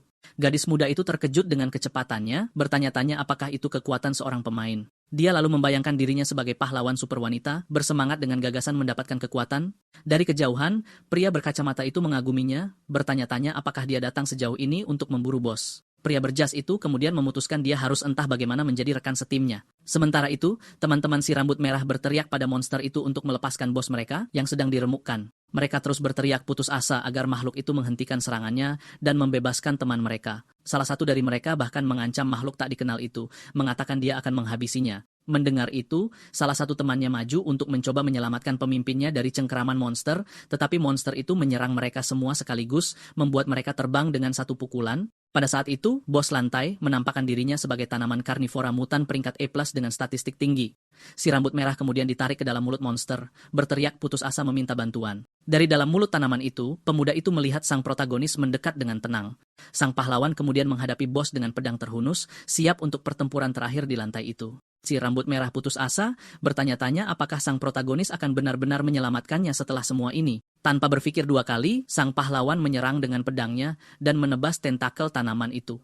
Dengan satu tebasan kuat dan tepat, dia melepaskan tebasan energi biru ke arah monster itu. Makhluk itu menjerit kesakitan saat tubuhnya terbelah dua sepenuhnya oleh serangan pemuda itu. Si rambut merah mendapati dirinya bebas, terkejut karena telah diselamatkan oleh saingannya. Tapi dia sadar perasaan diselamatkan lebih menyakitkan daripada dikalahkan. Sang pahlawan lalu menyuruhnya bangkit, mengatakan jika dia ingin mencapai 10 besar, dia akan bertarung dengan pedangnya. Sang protagonis menantangnya untuk mencapai 10 besar agar mereka bisa bertarung sebagai lawan yang setara. Si rambut merah terdiam sejenak, mencerna kata-kata saingannya yang baru saja menyelamatkannya. Dengan tekad, dia berjanji pasti akan sampai di sana dan berterima kasih karena telah menyelamatkannya. Dengan bos yang dikalahkan, jalan ke lantai berikutnya terbuka, menyajikan dua pilihan. Untuk naik, mereka harus melawan monster mutan. Untuk turun, mereka harus menghadapi hantu-hantu menakutkan. Rekan sang pahlawan akhirnya menyusulnya, dan sistem memperingatkan mereka punya sedikit waktu. Gadis muda itu putus asa, bertanya jalan mengerikan mana dari keduanya yang harus mereka pilih. Si rambut merah menatapnya, menyadari bahwa meskipun kedua jalur itu menakutkan, gadis itu tampak bersemangat. Gadis itu senang dengan gagasan monster dan hantu, mengatakan kedua pilihan itu hebat. Sambil tersenyum, dia menjadi bersemangat tentang pilihan-pilihan itu, dan bertanya-tanya apakah sang protagonis menganggapnya aneh. Dia lalu menatapnya dengan serius, menanyakan pilihan mana dari keduanya yang benar-benar ingin dia pilih. Gadis muda itu panik, menyadari dia tidak bisa memutuskan di antara keduanya. Tiba-tiba, pria berkacamata itu muncul, meminta untuk bergabung dengan kelompok mereka dalam perjalanan. Pria itu memperkenalkan dirinya sebagai Mori Shigeruki, peringkat 34 dunia, dan mengatakan dia bisa berguna. Sang protagonis berkomentar bahwa dia akhirnya menunjukkan dirinya, dan rekannya terkejut dengan peringkatnya yang tinggi. Si rambut merah lalu mencemooh peringkatnya, menyatakan dia pasti akan menjadi pemain 10 besar di masa depan. Sang pahlawan mengungkapkan bahwa dia sadar sedang diikuti tetapi memutuskan untuk membiarkannya. Dia lalu teringat bahwa di kehidupan masa lalunya, pria berkacamata itu menyelamatkannya saat dia sangat membutuhkannya. Shigeruki terkejut karena diperhatikan oleh pemuda itu dan menatapnya dengan rasa ingin tahu. Sang protagonis mengingat bagaimana dia dikhianati dan berpikir dia akan tewas di tangan mantan sekutunya, tapi dia diselamatkan oleh pria berkacamata yang mengatakan keahliannya terlalu bagus untuk disia-siakan. Dengan kacamatanya yang berkilau, dia berjanji jika sang pahlawan mengikuti perintahnya, dia akan membiarkannya menyelesaikan dungeon. Dan begitulah cara sang protagonis berhasil menyelesaikan dungeon langkah demi langkah dengan bantuannya. Saat itu, pria berkacamata adalah penyelamat sejati baginya di tengah semua kekacauan. Namun, bahkan seseorang yang sehebat dia pada akhirnya kehilangan nyawanya dalam permainan yang kejam dan mematikan itu. Pada saat itu, pemuda itu belajar bahwa tidak peduli seberapa kuat seseorang, bagi para dewa kegelapan, semua pemain hanyalah mainan sederhana untuk hiburan entitas jahat. Kembali ke masa sekarang, pria berkacamata itu bertanya apakah ada yang salah dengan sang protagonis, si rambut merah, lalu bertanya-tanya mengapa peringkat nomor 1 dunia mau repot-repot dengan peringkat 34 belaka. Tapi sang pahlawan mengatakan bahwa orang kuat diterima, dan dia membutuhkan pejuang tangguh seperti dia. Dia lalu menawarkan beberapa kartu sebagai tanda penghargaan kecil, tetapi pria berkacamata itu menolaknya. Sang protagonis berpikir karena dia telah membantunya di masa lalu, sekarang gilirannya untuk membalas budi. Sambil tersenyum, Shigeruki mengatakan Tuan Kurozu memang sangat kuat dan menerima kartu-kartu itu. Sambil tersenyum, pria berkacamata itu menawarkan kartu-kartu itu kepada rekan sang protagonis. Gadis muda itu menjadi sangat bersemangat, mengatakan bahwa dengan ini, dia juga bisa menjadi pahlawan super wanita, tetapi dia ragu-ragu menatap temannya untuk meminta persetujuan sebelum mengambil kartu. Dia lalu menyuruhnya melakukan apa yang dia inginkan, karena dia membutuhkan kartu itu untuk menjadi lebih kuat. Dengan senyum berseri-seri, gadis itu mengucapkan terima kasih dan mengambil kartu dari rekan setimnya yang baru. Shigeruki mengatakan seharusnya dialah yang berterima kasih, berpikir bahwa sekarang dia bisa sedikit mempercayai mereka. Dia kemudian memutuskan akan memikirkan hadiah untuk sang protagonis ketika mereka kembali ke dunia nyata. Sang pahlawan memperingatkan bahwa bos lantai berikutnya lebih kuat dan mereka tidak bisa membuang-buang waktu. Kedua teman baru itu setuju dan bersiap untuk mengikuti pimpinan sang protagonis. Si rambut merah menjadi bersemangat berpikir jika si mata 4 saja bisa bergabung, maka dia pasti juga bisa. Dia menyatakan dirinya jenius dan bersiap untuk meminta bergabung dengan kelompok pemain nomor 1. Dengan tangan terangkat, dia meminta untuk bergabung dengan kelompok itu dan bertarung bersama mereka di dungeon. Tapi dengan tatapan dingin dan langsung, sang protagonis menyuruhnya enyah dari hadapannya. Si rambut merah benar-benar terdiam, tidak percaya dia ditolak begitu saja. Shigeruki lalu bertanya apakah sang pahlawan akrab dengan dungeon ini, dan dia menjawab bahwa strukturnya sederhana. Dia menjelaskan mansion itu memiliki 7 lantai, dan mereka berada di lantai 4 sampai sekarang. Pria berkacamata itu terkejut dan bertanya apakah dia juga tahu kelemahan bos terakhir. Sang protagonis mengungkapkan ada 2 bos terakhir, dan mereka tidak bisa dikalahkan dengan cara biasa. Satu-satunya cara untuk menyelesaikan dungeon adalah dengan membuat bos dari lantai bawah bertemu dengan yang dari lantai atas. Terkejut dengan informasi ini, Shigeruki menyadari mereka perlu dibagi menjadi 2 kelompok, tetapi sang protagonis mengungkapkan rencananya untuk menyerang lantai bawah terlebih dahulu dan kemudian bergegas ke atas. Dia menjelaskan bahwa strategi ini memungkinkan mereka untuk membuat kedua bos bertemu sambil meminimalkan risiko. Pria berkacamata itu terkesan, berkomentar bahwa ini adalah strategi yang hanya bisa dilakukan oleh Tukia. Yurika lalu menyadari rencana awalnya adalah memancing kedua bos dan menghadapi yang terakhir sendirian. Sang pahlawan membenarkannya, tetapi mengatakan dia beralih ke opsi berisiko lebih rendah karena keselamatan wanita itu lebih penting. Sambil tersenyum, wanita muda itu berterima kasih padanya, mengatakan bahwa dia sangat baik karena mengkhawatirkannya. Tiba-tiba, dia bersin, mengeluh tentang hawa dingin yang menusuk di lantai mansion ini. Gadis itu mengeluh kedinginan meskipun statistiknya meningkat dan panelnya pun muncul. Sang protagonis menjelaskan bahwa suhu di sini turun hampir 2 kali lebih cepat dibandingkan di lantai 1. Mereka setuju untuk mengalahkan bos secepat mungkin agar bisa melanjutkan.